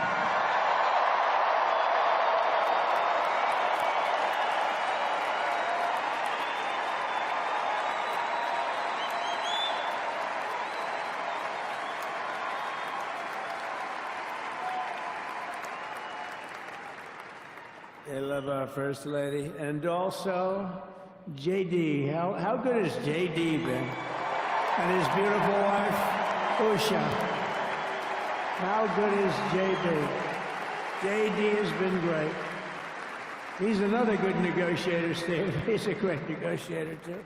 We need negotiators in this country. But so many of the people on the stage behind, not only family members, as an example, Lara Trump, the wife of Eric, she was the head of the Republican Party along with my friend Michael. Stand up, the two of you. What a job. What a job they did. They worked so hard. They knew they'd be rigging, but they said, we're going to make it too big to rig, and we did. We made it too big to rig. We won every swing state by a lot. We won the popular vote by millions and millions of votes. We won the whole ball of wax. And now we're going to go and drill, baby, drill, and do all the things that we've wanted to do and bring your costs down, your prices down, and make our country safe. So thank you very much, Michael. Thank you very much. What a job you've done, Michael. I'm never moving you, you know. He was thinking about getting a nice job in the administration. I said, no, I'm leaving you right where you are. You've done a very good job. We're not moving you, Michael. I'm sorry. Anyway, thank you very much. Appreciate it. Appreciate it very much.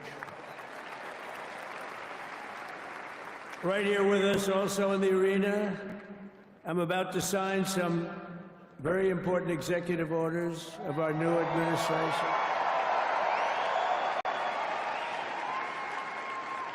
Hey, Don, will you stand up, please? Don is another one. How about Don? This guy.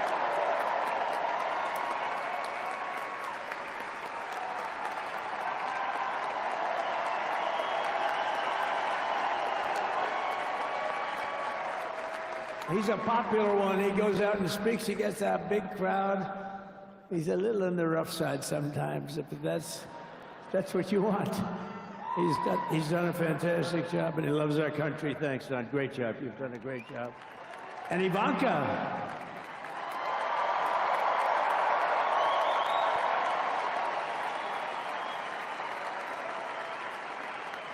And you know, Jared negotiated the Abraham Accords, which are the biggest, it's the biggest deal made in the Middle East in many, many years, and it's really something. Jared, stand up, Jared. The Abraham Accords.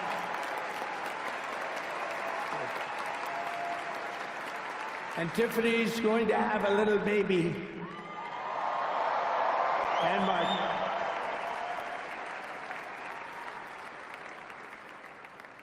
And then I have a very tall son named Barron. Has anyone ever heard of him?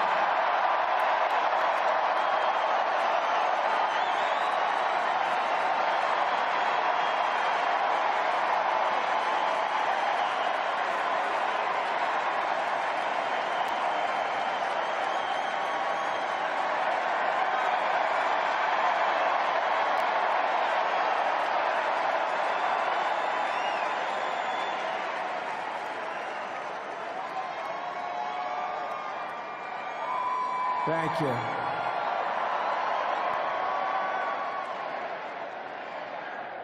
He knew the youth vote. You know, we won the youth vote by 36 points. And he was saying, Dad, you got to go out and do this one and that one. And we did a lot of them. And he respects them all. He understood them very well. And he said, Dad, you got to go out, do Joe Rogan, do all these guys. And we did. We did, and Joe Rogan was great. They were all great, right? Aaron, they were all good. He understood the market. Another famous one, how about Kai? Stand up, Kai.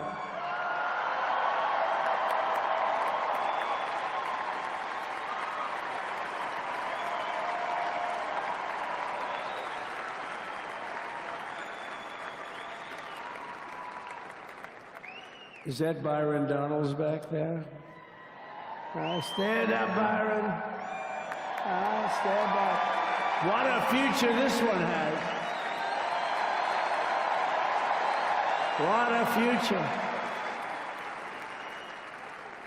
That's great, Byron. Thank you very much. And how about Lutnick, Secretary of Commerce? He's going to take in more money. than any country has ever even thought about. He's going to take in some money. And we have many others. Look, I'm not going to go through it, but we're going to sign some orders right now, and that's really what I want to do.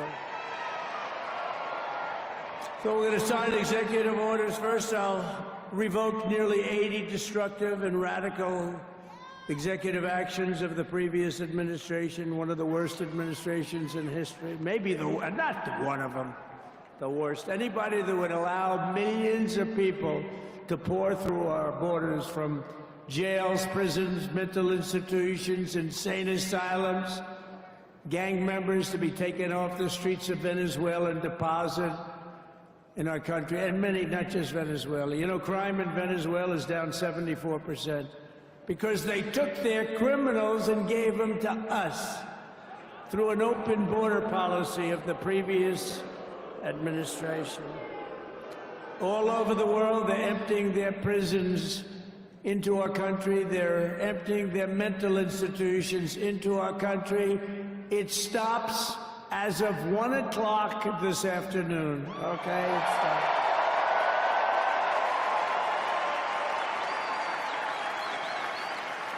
So I'm revoking nearly 80 destructive, radical executive actions of the previous administration. They'll all be null and void within about, what, 5 minutes? Is that them over there? 5 minutes? And next, to gain immediate control of the vast federal, out-of-control bureaucracy, I will implement an immediate regulation freeze which will stop Biden bureaucrats from continuing to regulate. Most of those bureaucrats are being fired. They're gone.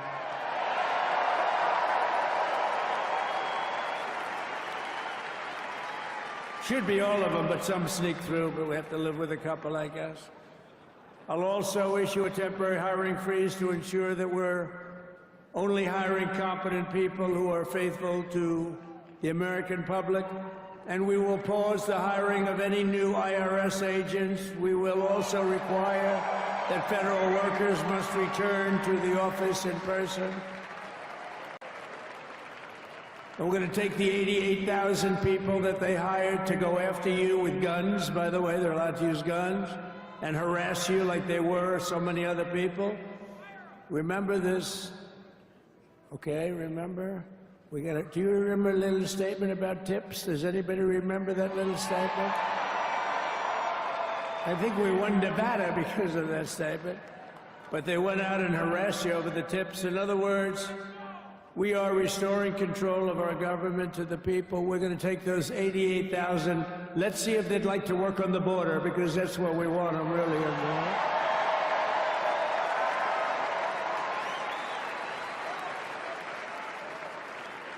So we're going to have no tax on tips, right? No tax on tips.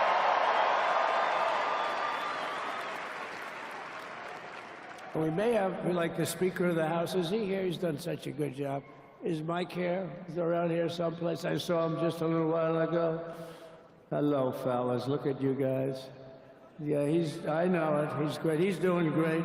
They're all doing good. The Republican Party has never been unified like it is right now. They want to save our country. We're going to more than save it. We're going to make it greater than it's ever been before by a lot. Next, I'm going to sign a presidential memorandum directing every member of my cabinet to marshal every power at their disposal to defeat inflation and rapidly bring down the cost of daily life, because your costs have gone through the roof in the last 4 years. Perhaps you didn't notice. Does anyone notice their costs are like double, triple, quadruple? You can't buy bacon. Apples have doubled in price. You want an apple, anybody? Pay twice what you did 2 years ago. We'll put more money in your pocket, and we'll bring back the American dream, and to reduce energy costs and liberate our economy. So we have more oil and gas than any country in the world, and we're going to use it. We're not going to do the wind thing. Big, ugly windmills, they ruin your neighborhood, they ruin you. If you have a house that's near a windmill, guess what? Your house is worth less than half. And did you see up in New England with the whales? You see what's happening? So they had 2 whales killed in about 14 years. Last year and the year before, total, they had 28. So if you're into whales, you don't want windmills either. And they're the most expensive form of energy that you can have by far. And they're all made in China, by the way, practically all of them. And they kill your birds and they ruin your beautiful landscapes. But other than that, I think they're quite good, right? Now, remember when we used to joke and kid when we were kidding, but we don't kid anymore? They want to watch the debates on television. They want to watch your favorite president on television. But the wind isn't blowing, so we can't watch television that night, Gladys. Remember? Gladys, I'm sorry, the wind is just not blowing. We're not watching Trump tonight.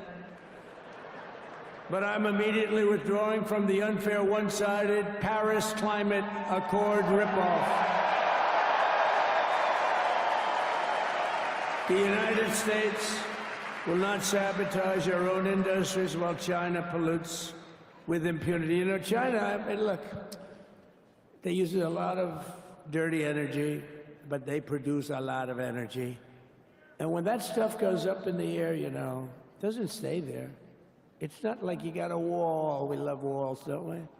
Not like you have a wall around and it doesn't. It floats into the United States of America after 3.5 to 5.5 days. It floats across the oceans, and it comes right over your neighborhood, and it falls into your neighborhood.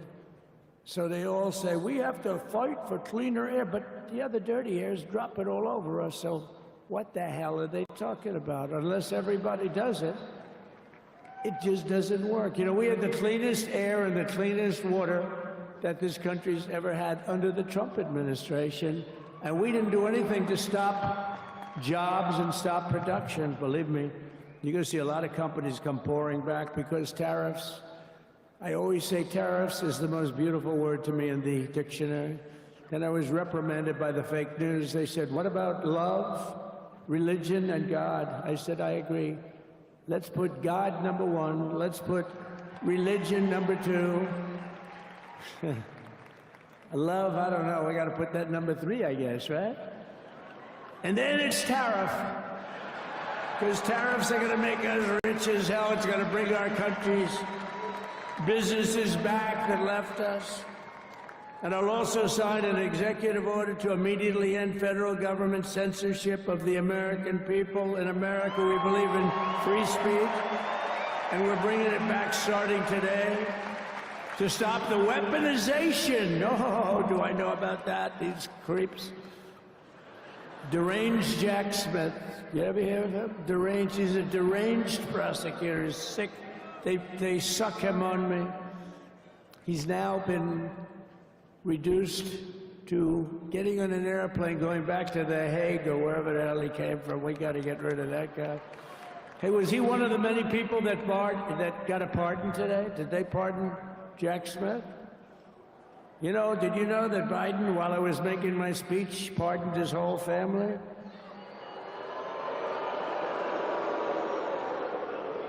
The brother, the whole deal was pardoned. Can you imagine that? While I was making my speech. Did everybody hear my speech? Did you like my speech?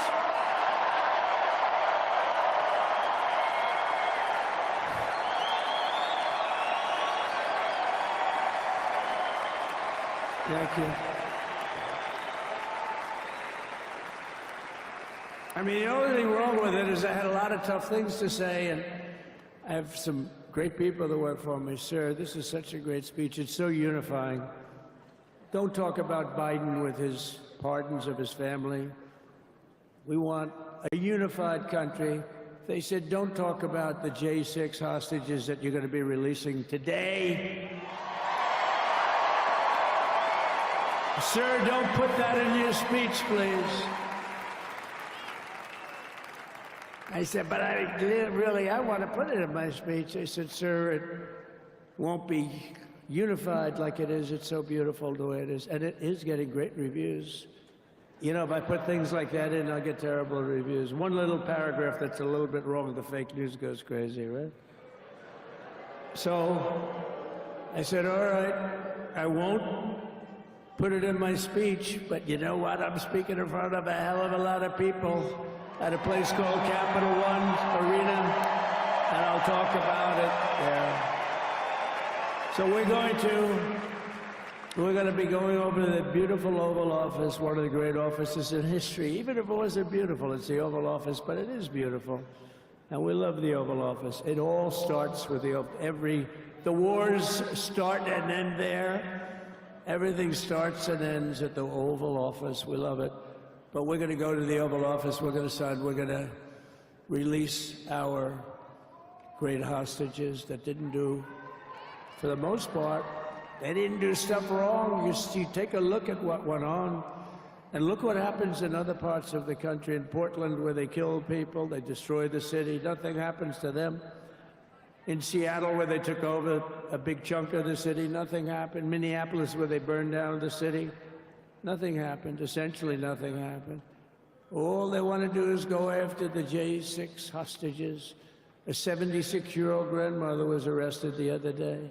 Because she was looking, I think because she was looking at the Capitol or something like that. No, we're not going to put up with that crap anymore.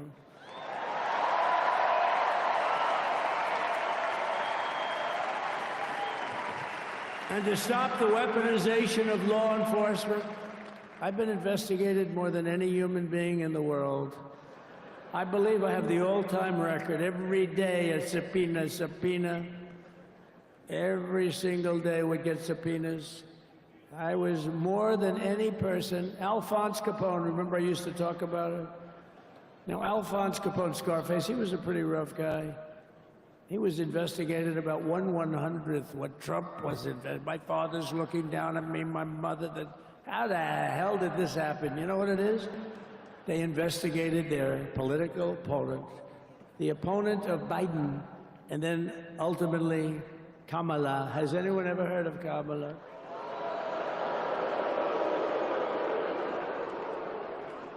We had to beat two opponents, you know? We had to beat Biden, then we beat him. Now he goes to the top. The guy was like 39 points down. I think I could have beaten Trump. They should have left me and I would have beaten. No, his debate performance wasn't the best, right? That's what killed him. And then they had a change, and it's like you get into a fight. The great Dana White spoke last night. We love Dana White, right? UFC. That's like he puts in two fighters. One of them's getting creamed, getting really beaten, and they say, all right, take him out. Let's put somebody else in to finish up the fight. That's what they did to us. They gave us somebody new, but we took care of both of them. So we beat actually two opponents. But to stop the weaponization of law enforcement and our government, I will also sign an order directing every federal agency to preserve all records pertaining to political persecutions under the last administration, of which there were many, and beginning the process of exposing any and all abuses of power, even though he's pardoned many of these people.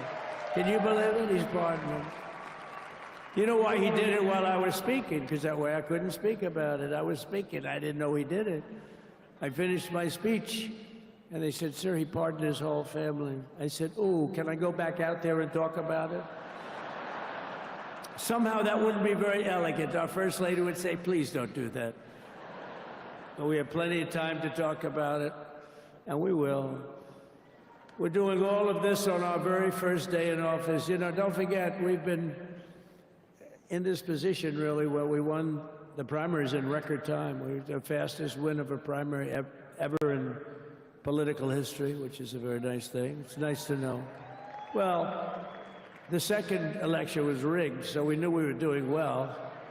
And if it wasn't, you know what? If it wasn't, I would have never run. But the third one was just a monster. Boy, was that a big one, huh? That was a big one. When the second one, we got like 10 or 12 million votes more than the first one. How about that? We did great on the first one. We did much better on the second one. But bad did we do well on the third one. So we're gonna have some fun. It's very simple. We're gonna make our country great. We're gonna make our country great again. We're gonna make America great again. How good a name is MAGA, though, right? You know? I was going to say, keep America great, but unfortunately it wasn't great. Can't say keep it great. It will be great again, but CAG, keep America great, CAG, I don't think it's ever going to replace MAGA. Does anybody like CAG? I don't think so. It's never replacing MAGA. Nothing will ever replace MAGA. MAGA was the most successful political operation, political movement in the history of our country, maybe in the history of the world. Let's see what happens. Because we're not finished yet. We're not finished yet. We got a long way to go. But we're doing this in the very first day in office, and in just a few moments, I'm not only signing the release of the J6 hostages, I'm signing other things that you're going to love. Oh, you're going to be happy reading newspapers tomorrow, and the next day, and the next day, and the next day. So I just want to thank, I mean, look at this place. It's full to the rafters. You don't have any, look at those people up there. You don't have any empty seats. And by the way, the Capital One owners, they are so good. We got to root for their teams because they have been so great to MAGA, to us. And I just want to thank Ted and everybody. You guys have been fantastic. And the ice hockey team's doing great. Ovechkin's pretty good, right? They're doing great. So I want to thank them, Capital One arena owners. They have been absolutely fantastic. And thank you once again to everyone. And I can only tell you, you're going to be very happy. You're going to watch a lot of good things happen. We got to stop some wars that are happening and going on. Some stupid things are happening. The war with Ukraine would have never happened, and it has. As you know, Israel would have never been hit on October 7th, and none of you would be up here. None of you would even know anything about this tragedy that you're going through right now. But Iran was broke. Anybody that bought oil from Iran, they couldn't do any business with us. You're not going to do business with America. China passed, everybody passed. They were broke. They didn't have money for Hamas. They didn't have money for Hezbollah. And your sons would be alive, and they certainly wouldn't be incarcerated like they are. It's a shame, but we're getting a lot of people out in a short period of time. So I'm going to go right over to here, and I'm going to sign in front of you. Is that okay? Good.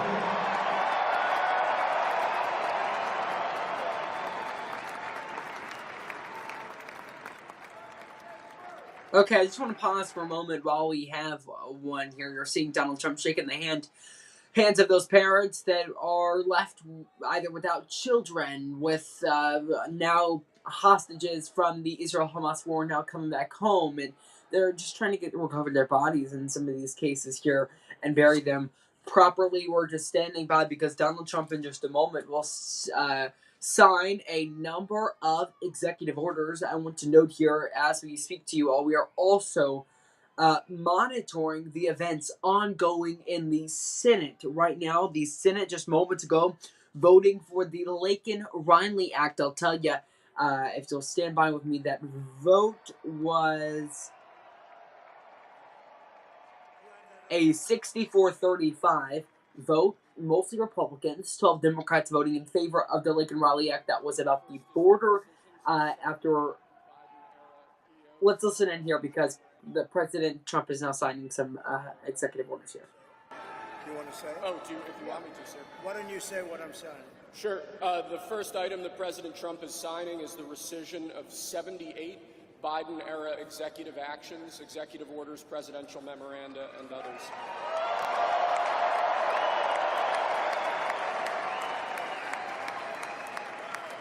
Thank you, sir.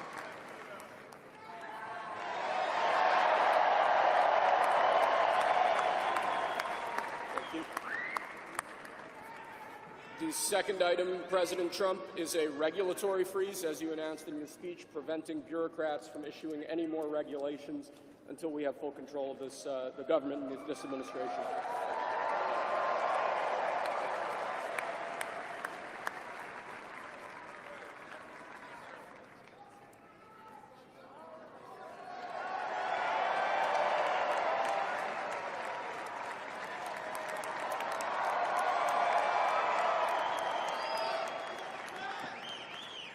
Sir? Sir, can I have a pen? The next item, sir, is a freeze on all federal hiring, excepting the military and a number of other excluded categories, again, until full control of the government is achieved and we understand the objectives of government going forward.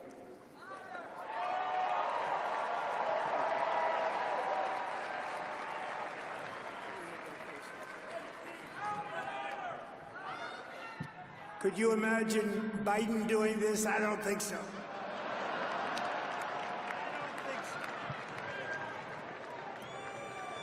Sir, the next item, as you announced in your speech, is a requirement that federal workers return to full-time in-person work immediately.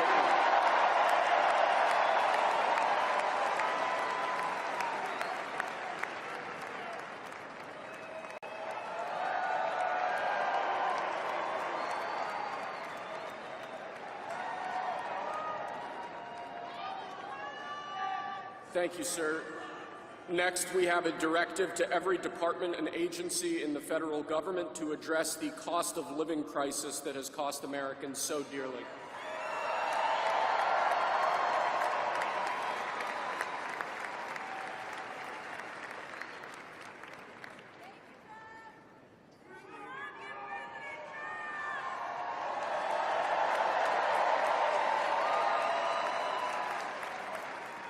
Thank you, sir. The next item here is the withdrawal from the Paris Climate Treaty.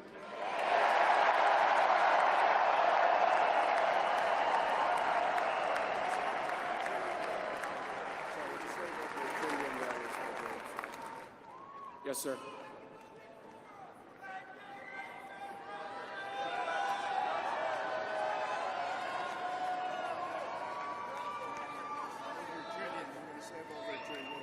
We're going to save over $1 trillion by withdrawing from that treaty.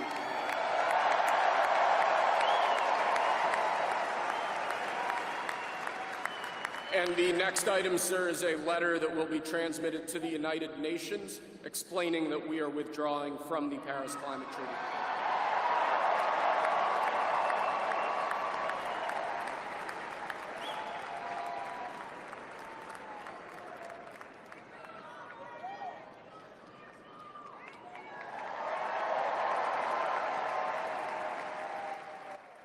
Okay, we will continue This next to item listen. is a directive to the federal government ordering the restoration of freedom of speech and preventing government censorship of free speech going forward.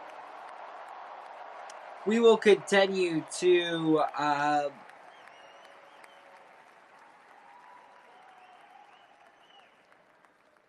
listen into that. You heard there are a number of executive orders Trump is signing. He's Lastly, doing. sir, before we go back to the Oval Office to sign a large number of other items, is a directive to the federal government ending the weaponization of government against the political adversaries of the previous administration, as we've seen. Apologies here, just writing that down. Okay, so you just heard, you're seeing there now President Donald Trump signing a number of key executive orders here in the first time. We'll go over those executive orders, but I kind of want to backtrack to the speech that was just given moments ago here, talking about a number of different things. It all began with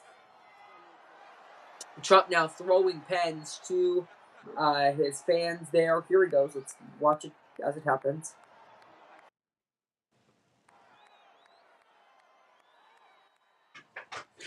Essentially, Trump talking about a number of different topics, just starting out with all of it being the fact that he mentioned signing pardons as soon as he returns to the Oval Office, which will be right after this, for the, quote, J6 hostages, which that's what he refers to as the citizens that were arrested on January 6th and following that day for the riot that occurred on the Capitol on January 6, 2021.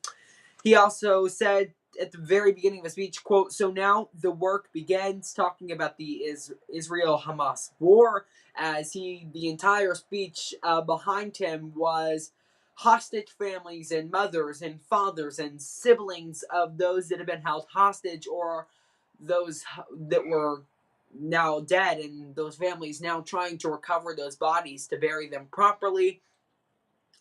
He says he will give authority back to the NYPD. He says that is the key to get rid of crime. He shouting out Michael Watley, the co-chair of the RNC, then beginning a long list of talking about the number of executive orders that he just signed, and I'll read those out to you. Those executive orders, stand by here, including the removal of 78 previous orders, executive orders, referendas from the Biden administration. Also, another executive order to prevent bureaucrats rather from doing anything until the Republican administration, the incoming Trump administration, has full and entire control of the government. There's also another one here, freezing federal hiring minus some exceptions there, the military and the person standing up to the sides, and a number of other things. Also, an executive order to require federal workers to return full-time back to their office, and back to work here, and back to full-time work. He said there was also an executive order to a letter to all federal agencies to address the cost of living crisis.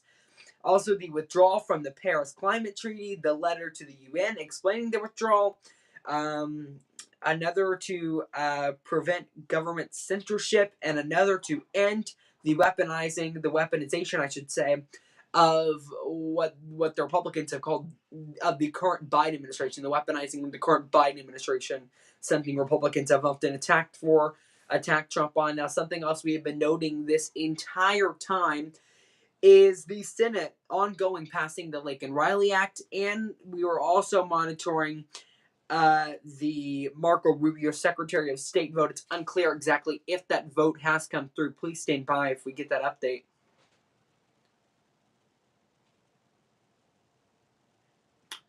And it does not appear we have an update from the Marco Rubio Senate confirmation vote. Not just yet. We'll stand by to see if we get an update from the Senate on that vote for the Marco Rubio confirmation. But again, a lot happening there in just moments. And as we speaking of that Marco Rubio confirmation vote, breaking news coming in right now, the Senate has just now confirmed Marco Rubio as Secretary of State, someone who served as a senator, I should say, to Florida. So we will continue to monitor the Senate as they, going into late tonight, are expected to vote on a number of other confirmations. You have been listening to Brooklyn News' coverage of the inauguration of President Donald Trump, from president to president-elect now to president. Brooklyn News' coverage of the inauguration. We'll be right back.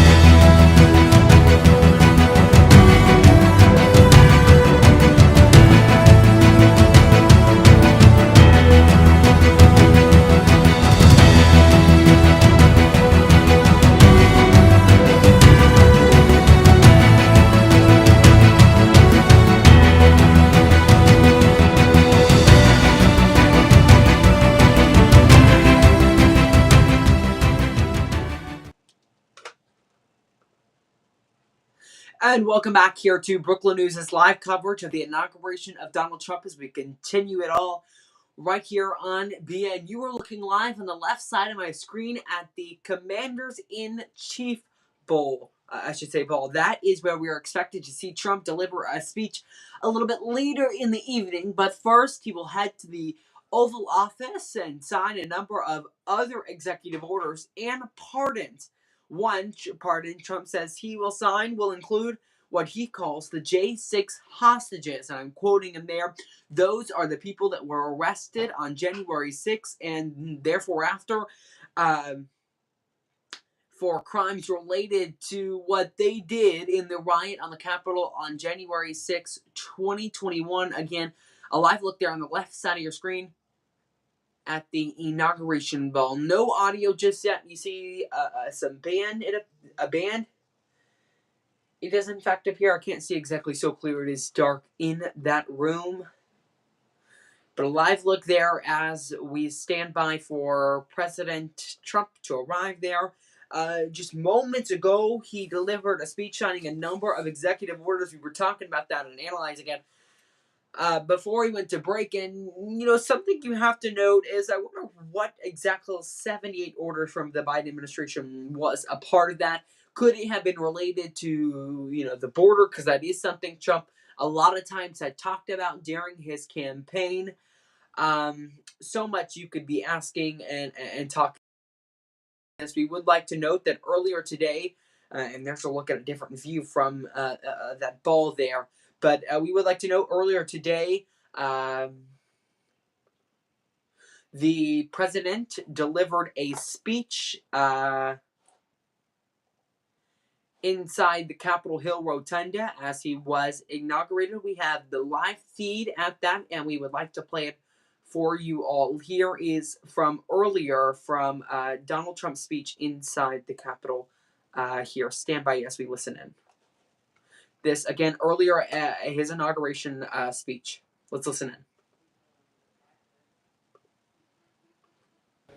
Speaker Johnson, Senator Thune, Chief Justice Roberts, Justices of the United States Supreme Court, President Clinton, President Bush, President Obama, President Biden, Vice President Harris, and my fellow citizens. The golden age of America begins right now.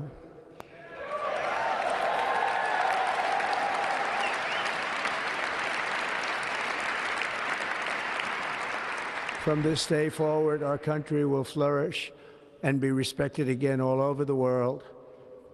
We will be the envy of every nation, and we will not allow ourselves to be taken advantage of any longer. During every single day of the Trump administration, I will very simply put America first.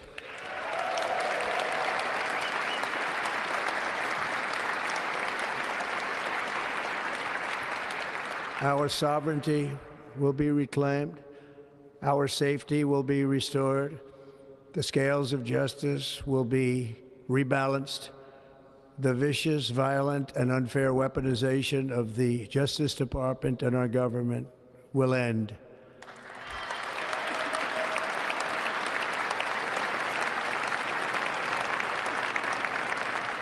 And our top priority will be to create a nation that is proud, prosperous, and free.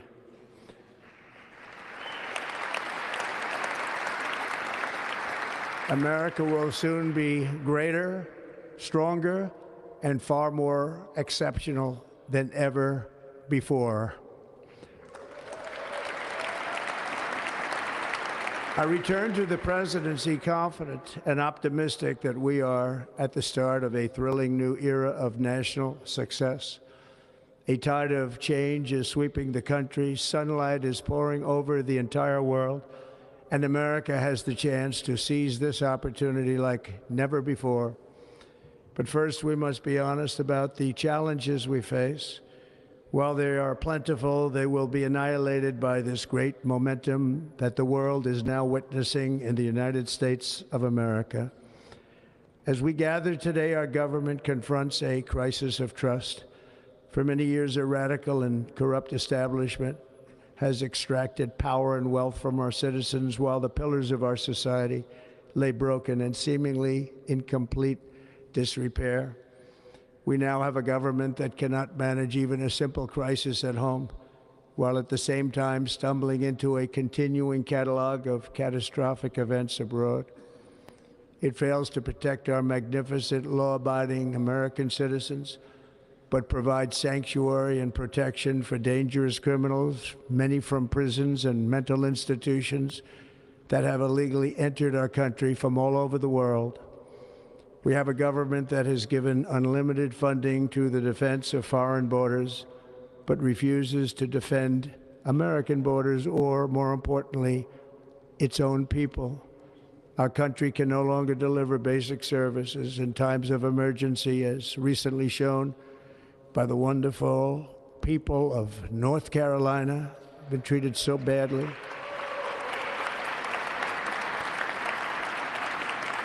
And other states who are still suffering from a hurricane that took place many months ago. Or more recently, Los Angeles, where we're watching fires still tragically burn from weeks ago without even a token of defense. They're raging through the houses and communities, even affecting some of the wealthiest and most powerful individuals in our country, some of whom are sitting here right now. They don't have a home any longer. That's interesting. But we can't let this happen. Everyone is unable to do anything about it. That's going to change. We have a public health system that does not deliver in times of disaster, yet more money is spent on it than any country anywhere in the world. And we have an education system that teaches our children to be ashamed of themselves in many cases, to hate our country despite the love that we try so desperately to provide to them. All of this will change starting today, and it will change very quickly.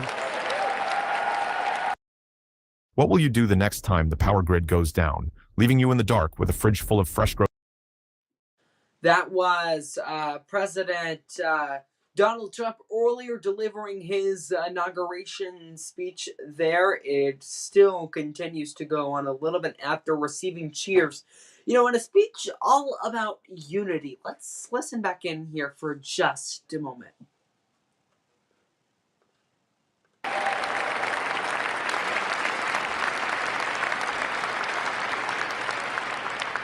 My recent election is a mandate to completely and totally reverse a horrible betrayal and all of these many betrayals that have taken place, and to give the people back their faith, their wealth, their democracy, and indeed their freedom.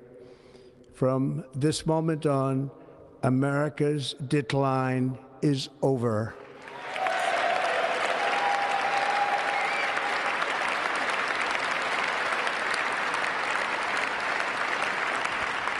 Our liberties and our nation's glorious destiny will no longer be denied, and we will immediately restore the integrity, competency, and loyalty of America's government. Over the past 8 years, I have been tested and challenged more than any president in our 250-year history, and I've learned a lot along the way. The journey to reclaim our republic has not been an easy one, that I can tell you. Those who wish to stop our cause have tried to take my freedom and indeed to take my life. Just a few months ago in a beautiful Pennsylvania field, an assassin's bullet ripped through my ear. But I felt then, and believe even more so now, that my life was saved for a reason. I was saved by God to make America great again.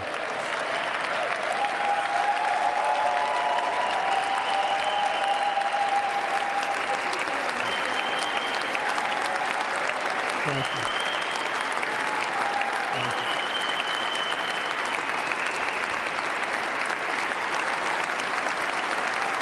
Thank you very much.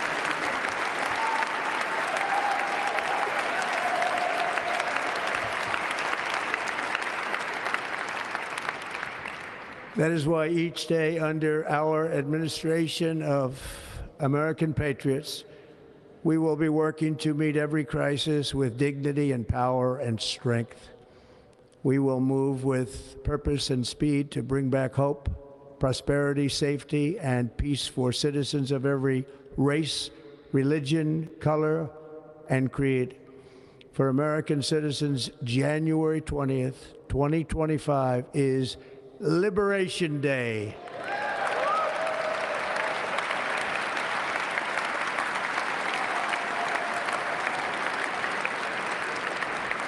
It is my hope that our recent presidential election will be remembered as the greatest and most consequential election in the history of our country. As our victory showed, the entire nation is rapidly unifying behind our agenda with dramatic increases in support from virtually every element of our society, young and old, men and women, African Americans, Hispanic Americans, Asian Americans, urban, suburban, rural, and very importantly, we had a powerful win in all 7 swing states, and the popular vote, we won by millions of people. To the Black and Hispanic communities, I want to thank you for the tremendous outpouring of love and trust that you have shown me with your vote. We set records, and I will not forget it. I've heard your voices in the campaign, and I look forward to working with you in the years to come. Today is Martin Luther King Day, and his honor, this will be a great honor, but in his honor, we will strive together to make his dream a reality. We will make his dream come true.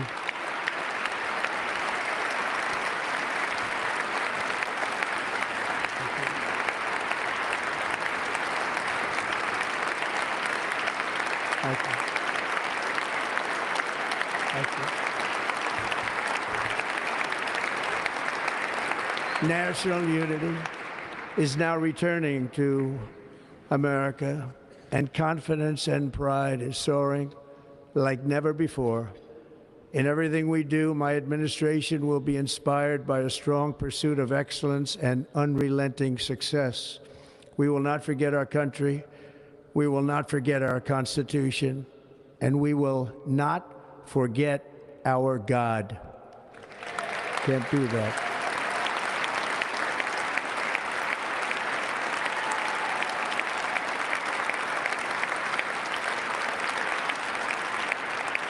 Today, I will sign a series of historic executive orders. With these actions, we will begin the complete restoration of America and the revolution of common sense. It's all about common sense. First, I will declare a national emergency at our southern border.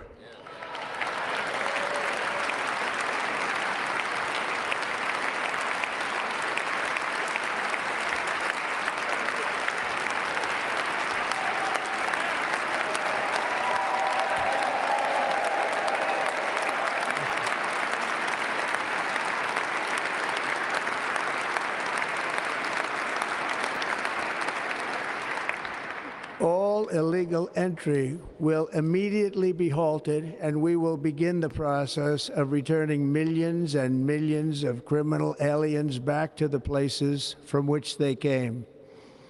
We will reinstate my Remain in Mexico policy.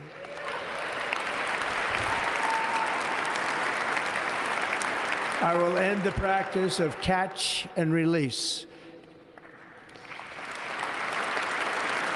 And I will send troops to the southern border to repel the disastrous invasion of our country.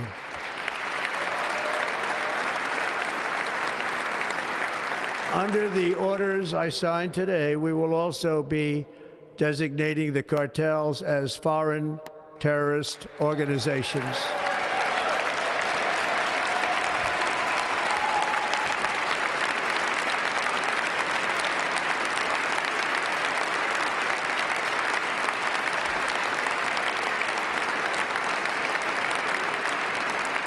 and by invoking the Alien Enemies Act of 1798, I will direct our government to use the full and immense power of federal and state law enforcement to eliminate the presence of all foreign gangs and criminal networks, bringing devastating crime to U.S. soil, including our cities and inner cities.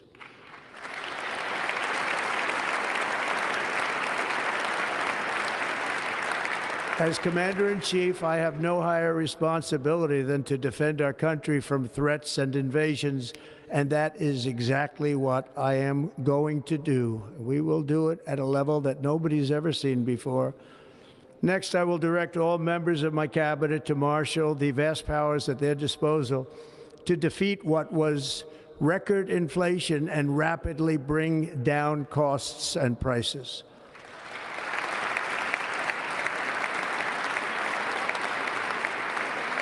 The inflation crisis was caused by massive overspending and escalating energy prices, and that is why today I will also declare a national energy emergency. We will drill, baby, drill.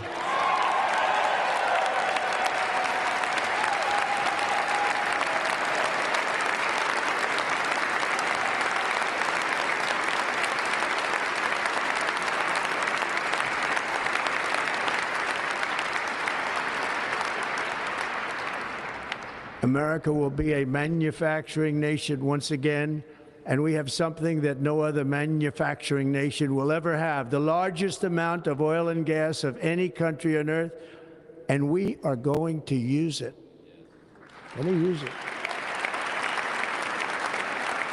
We will bring prices down, fill our strategic reserves up again, right to the top, and export American energy all over the world. We will be a rich nation again, and it is that liquid gold under our feet that will help to do it. With my actions today, we will end the Green New Deal, and we will revoke the electric vehicle mandate, saving our auto industry and keeping my sacred pledge to our great American auto workers.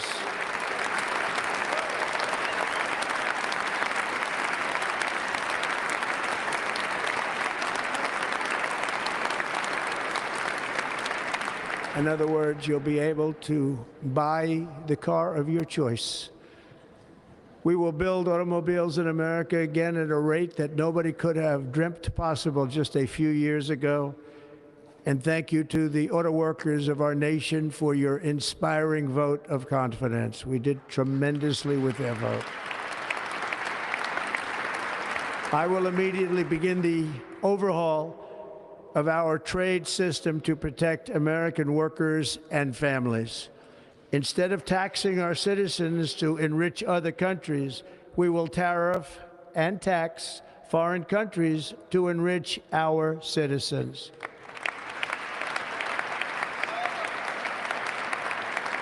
For this purpose, we are establishing the External Revenue Service to collect all tariffs, duties, and revenues. It will be massive amounts of money pouring into our treasury, coming from foreign sources. The American dream will soon be back and thriving like never before to restore competence and effectiveness to our federal government.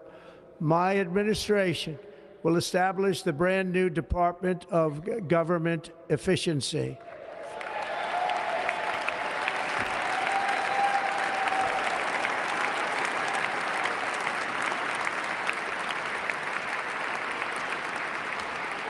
After years and years of illegal and unconstitutional federal efforts to restrict free expression, I will also sign an executive order to immediately stop all government censorship and bring back free speech to America.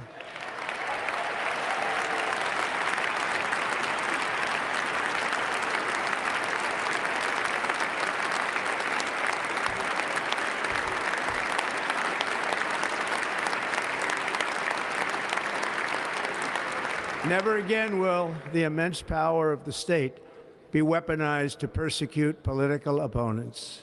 Something I know something about. We will not allow that to happen. It will not happen again. Under my leadership, we will restore fair, equal, and impartial justice under the constitutional rule of law.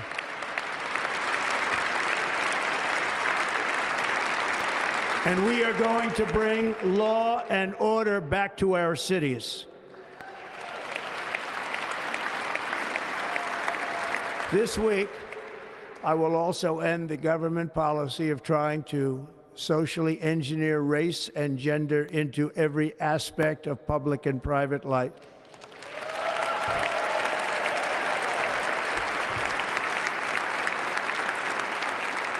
We will forge a society that is colorblind and merit-based.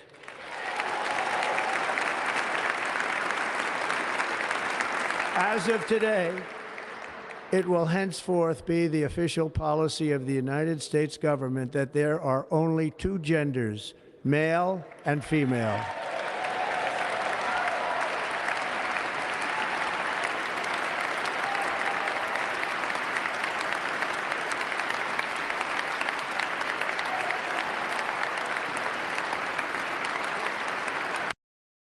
At Granger, we're for the ones who pay attention to every little detail. The ones who fuss, tinker, and sweat the small stuff. Because you... Okay, apologies about that. We'll get it together eventually where we don't have to listen to those ads as Donald Trump's inauguration speech continues to go on there in the Capitol Rotunda, where they had to move it due to some factors that played into that. I apologize, just looking through my notes because a number of executive orders were signed just moments ago, and we're going to talk about that right after we finish the speech from President Donald Trump. Let's listen back in here. Reinstate any service members who were unjustly expelled from our military for objecting to the COVID vaccine mandate with full back pay.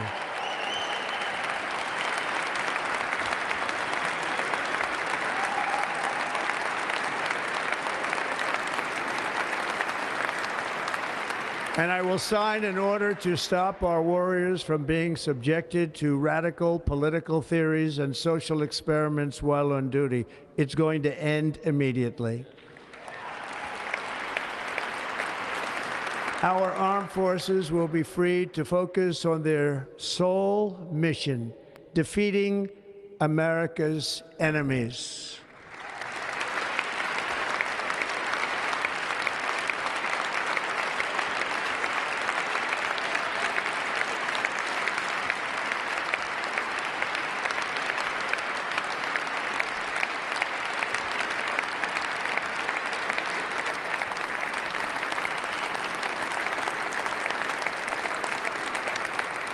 Like in 2017, we will again build the strongest military the world has ever seen. We will measure our success not only by the battles we win, but also by the wars that we end, and perhaps most importantly, the wars we never get into.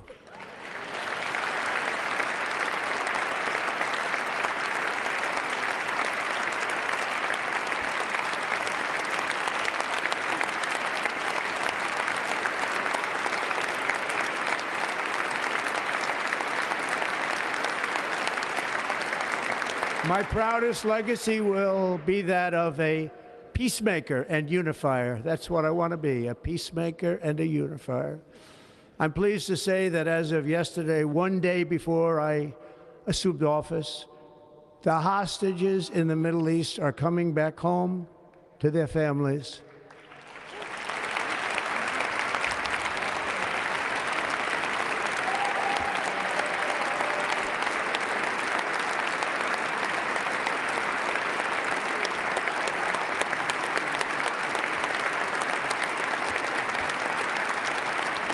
Thank you.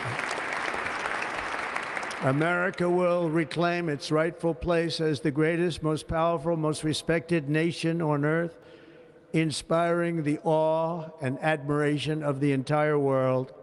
A short time from now, we are going to be changing the name of the Gulf of Mexico to the Gulf of America, and we will restore the name of a great president, William McKinley, to Mount McKinley, where it should be and where it belongs.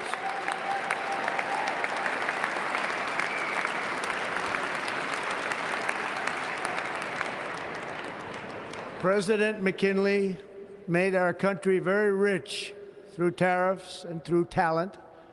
He was a natural businessman and gave Teddy Roosevelt the money for many of the great things he did, including the Panama Canal, which has foolishly been given to the country of Panama after the United States. The United States, I mean, think of this, spent more money than ever spent on a project before and lost 38,000 lives in the building of the Panama Canal.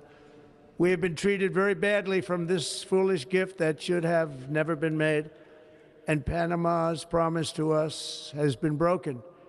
The purpose of our deal and the spirit of our treaty has been totally violated. American ships are being severely overcharged and not treated fairly in any way, shape, or form, and that includes the United States Navy.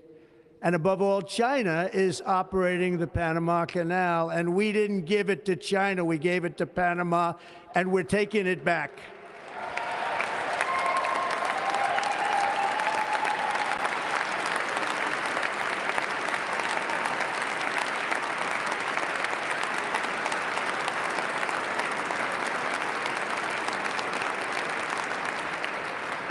Above all, my message to Americans today is that it is time for us to once again act with courage, vigor, and the vitality of history's greatest civilization.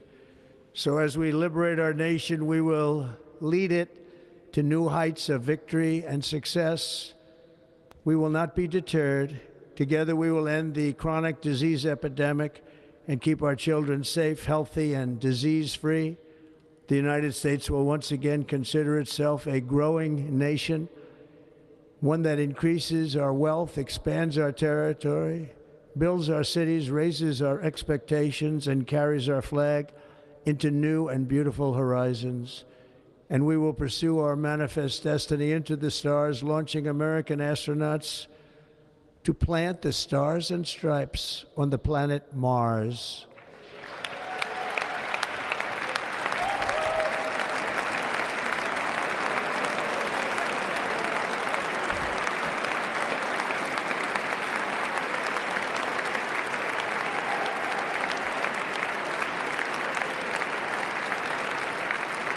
Ambition is the lifeblood of a great nation, and right now our nation is more ambitious than any other. There's no nation like our nation. Americans are explorers, builders, innovators, entrepreneurs, and pioneers. The spirit of the frontier is written into our hearts. The call of the next great adventure resounds from within our souls. Our American ancestors turned a small group of colonies on the edge of a vast continent into a mighty republic of the most extraordinary citizens on earth. No one comes close. Americans pushed thousands of miles through a rugged land of untamed wilderness. They crossed deserts, scaled mountains, braved untold dangers, won the Wild West, ended slavery, rescued millions from tyranny, lifted billions from poverty, harnessed electricity, split the atom, launched mankind into the heavens, and put the universe of human knowledge into the palm of the human hand. If we work together, there is nothing we cannot do and no dream we cannot achieve. Many people thought it was impossible for me to stage such a historic political comeback. But as you see today, here I am. The American people have spoken.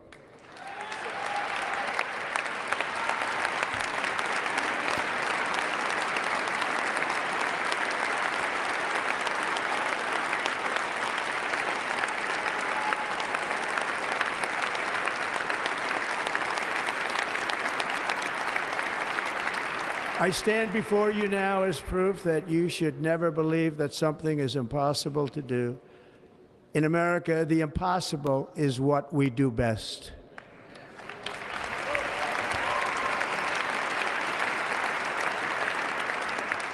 From New York to Los Angeles, from Philadelphia to Phoenix, from Chicago to Miami, from Houston to right here in Washington, D.C., our country was forged and built by the generations of patriots who gave everything they had for our rights and for our freedom. They were farmers and soldiers, cowboys and factory workers, steel workers and coal miners, police officers and pioneers who pushed onward, marched forward, and let no obstacle defeat their spirit or their pride. Together they laid down the railroads, raised up the skyscrapers, built great highways, won 2 world wars, defeated that fascism. is a replay of Donald Trump's inauguration address. He talked about a number of things, and it really continues to go on for a little bit here, as we heard from the president, but that is towards the end of his speech, a speech rather different than you would see in his normal rallies, a speech that was more unified, if that makes any sense, less attacking of others. Now, we would also like to note that we are continuing to watch the events happening right now at the ball there. Take a look there on your screen at the Commander-in-Chief ball, and we are going to continue monitoring that, and if anything big occurs, we know we're expected to see performances from Rascal Flatts and Parker McCollum. Rascal Flatts, Parker McCollum, a country singer, and we also know Liberty Ball that could be getting underway any day now. Really not any day, but any moment now, and you're seeing there some more people walking in, but at the Liberty Ball, any moment now, we will see Jason Aldean, Nelly, the Village People, all performing there. As soon as that gets underway, we will monitor that, and that's again a live look. There are people walking into the Commander-in-Chief's ball, but for now, that will do it for me on this being special report, as we have continued to watch the inauguration of Donald Trump. Thanks for watching throughout the last little bit. I hope you all have a great rest of your night. If anything big happens that makes it feel like that we need to come back on the Air Force and breaking news coverage, we'll bring you that. Have a great evening, everyone.